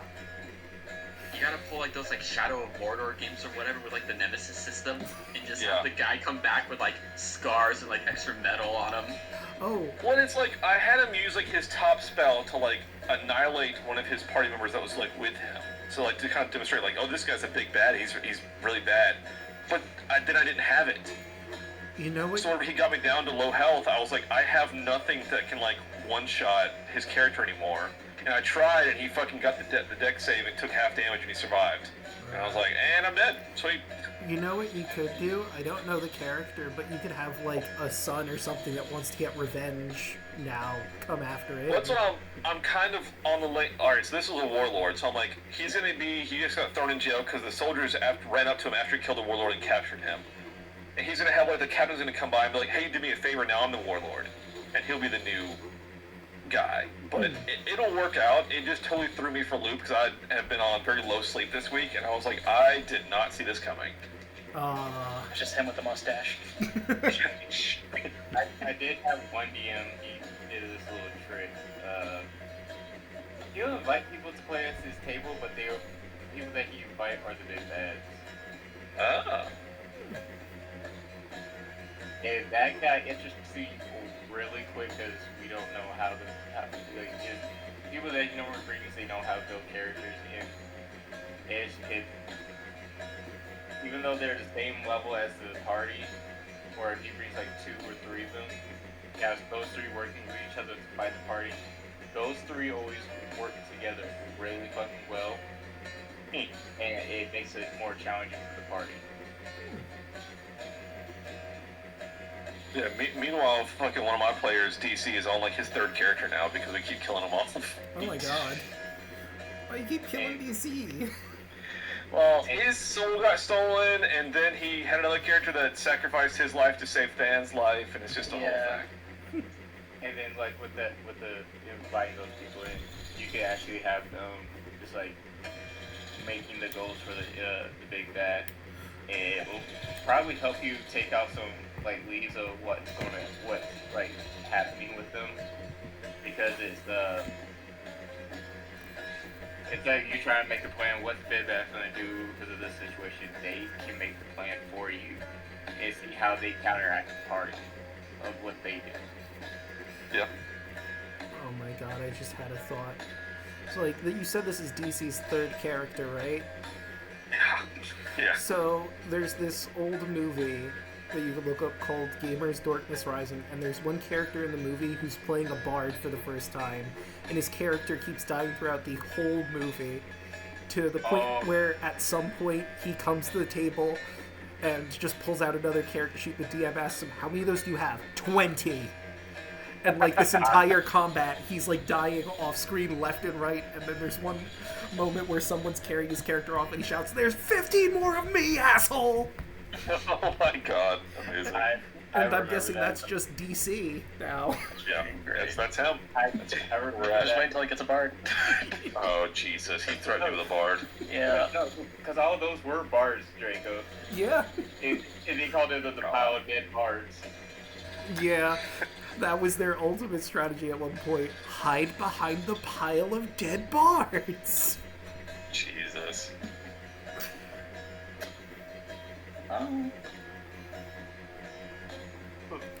All the characters that had kids, what class do you think they would be?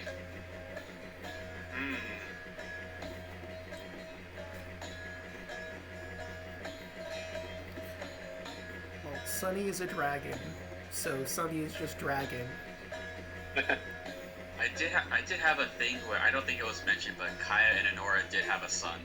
That's right, I forgot about that. Damn it. Yeah, you did. Yeah, I heard that. He would have been a paladin, for sure. Aw. Fucking Arcantos. If anyone who played Age of Mythology, you know they're the real one. Fucking Arcantos. I think the twins will be a paladin cleric. Yeah, I can see that. Do they worship their mom? Because that's weird. But technically they could. I don't know how I feel about that. You don't have to worship a god to be a holy person. I mean, cleric, I feel like it's written that it has to be a god, but, like, the paladin can just be oaths. It doesn't have to be related to a god. I mean, for DC, for Glorbo, it's the power of friendship is his spiritual weapon. My fucking Saturday Paladin is the same way, except he's a grown-ass man. It's the power of friendship, but I'm a man about it. So it's like, no joke, like, Glorbo's soul got stolen, it's like in a prison in like Shadowfell. He's powerless because he doesn't have any of his friends with him. Oh, man. His friendship. I think, like, the paladin, someone that's the paladin, I'd probably say that he wouldn't have a guy, he would just probably have the oath. But the one that's a cleric, he'll probably worship Kaya. Okay. Just because I have a build for that. Which is a Storm Cleric, a Tempest Cleric, and a Scripted Wizard, a Scribe Wizard cross class. Interesting. I can use like, there's something with the Scribe Wizard that you can change the elements of the spell that you cast to one that you know on your spell list. So I can change anything into a thunder or a lightning spell, and then with the storm, with the Tempest Cleric, I can get max damage on it. God damn. That's really good. And technically, that was supposed to be my backup character for next campaign. Okay. You know, But it wasn't going to be the plan, though. you know, one of the things I really love about Barovia is they can take from anywhere. And do, constantly. Because this isn't really a spoiler for anyone who knows Curse of Strahd in those areas. They are part of a set of areas called the Demi-Planes of Dread, which is such a fun and delightful place as the name says. And the whole bit about the Demi-Planes of Dread is they just sort of take people at random from anywhere. I won't go too much more into that because that's a bit of spoilers. The first thing isn't because Demi-Planes of Dread aren't established. But the other cool thing is, like, you can do a campaign based in one of the Demi-Planes because of the Van Richten's Guide, the most recent Ravenloft-adjacent book they released, gives you other Demi-Planes of Dread to work with. I think Burnout Vaughn is doing Where They Wander. That campaign is in one of the Demi-Planes of Dread. I forget which one it is, though. But they're dealing with werewolves. Hell yeah. I think they done that on the Unexpectables when Bosco runs the Curse of Strahd. They started going to the other Demi-Planes. Oh, yeah. I don't think I've ever watched him running Ravenloft for whatever reason. It is Got very over. interesting. Yeah, it is. I still got to finish the one from last year.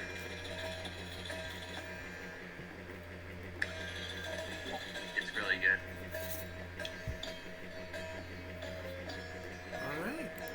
Well, if nobody has any more questions, I feel like this would be a good place for us to end the session for the night and finally close the book on Thylea, for now at the very least. My only regret is by putting this video in the playlist, there will be 61 videos in that playlist, which isn't an even number, and that's going to bother me.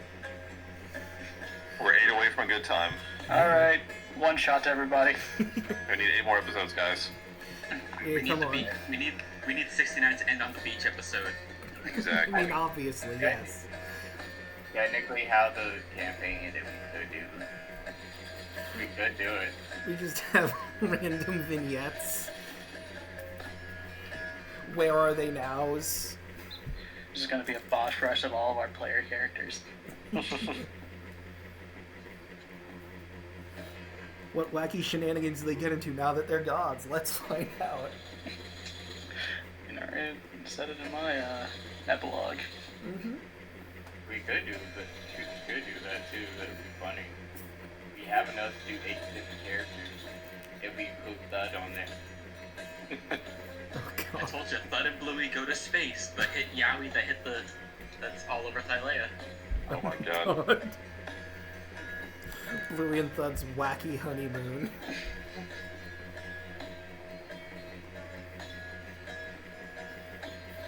Alright, but let's start going around the horn. Alek, where can people find you? What do you do? Or did you say me? You cut out a little bit. Yes, you were first. Gotcha. Overall, great campaign. Like I said, my first ever campaign. It all started from you tweeted out who wants to play, and I was like, ooh, I'll do that. And it all started from there, and this has been my.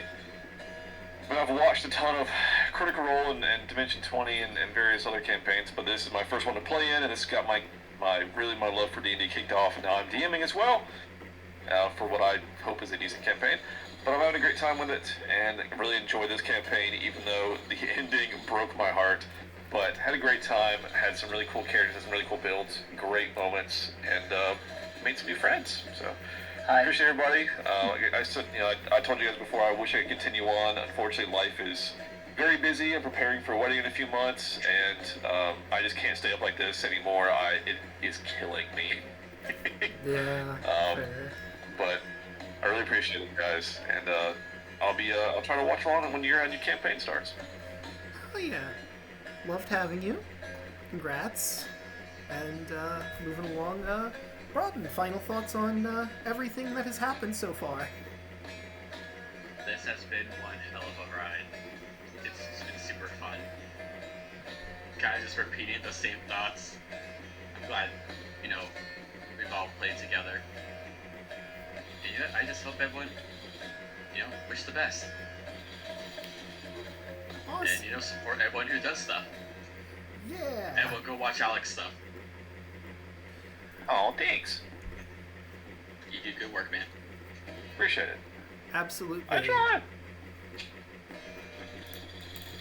And Hoshi, how about you? What do you have going on? Final thoughts? Well, this is the second time I was in this campaign, but this was also the first time I actually finished this campaign because I didn't get to finish it last time. But I enjoyed this campaign, people I played with, and had a blast doing. You guys can find me here on Twitch, YouTube, and on Blue Sky as Royal Hoshi. You can also find me on every other Tuesday on Burnout Fun channel, and you can also find me here on Draco's channel on Thursday and Friday sometime. And whenever we get to the next campaign.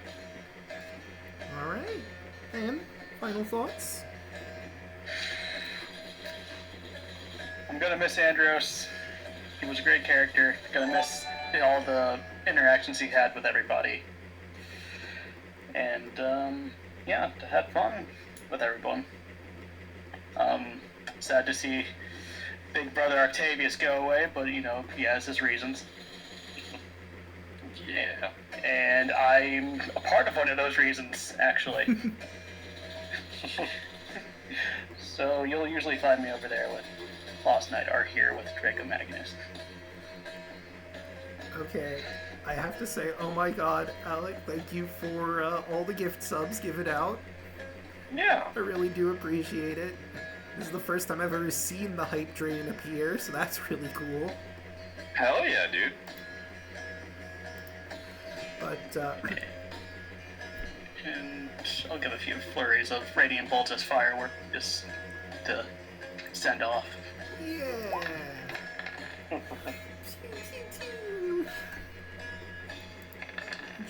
Oh wait, it's not showing up properly there. One of those is a natural 20. Goddamn. Hell yeah. Can I have to adjust it because I just noticed the dice roller isn't even on the screen for people to see. There we go. And maybe I'll shrink it a little bit more. There we go. Perfect. And thank you for the 100 bits. Yeah. Alright. So, of course, you've already found me here. I stream Monday, Tuesday, Wednesday, Thursday, and Fridays. On Monday, you can catch me here for Dragon Quest Treasures. We're about to get the Sapphire Eye. God damn it. We weren't able to get it last time, although I did get 2 Dragonstones, but still, I wanted that eye. We have a pun. Let me finish up my spiel here, and I'll get right to that to end off on. Tuesdays, you can catch me either over at Burnout Vaughn's for Phase of Our Lives, as previously mentioned. We're about to fight the first of the hags, Lorna Blight something or other. She's part of the Hourglass Coven, I remember that. I just don't remember her last name, dang it. Wednesdays, because next week it starts, you'll be able to catch us here for our brand new campaign, which I'm going to bring us over to for a little bit. Changing the music.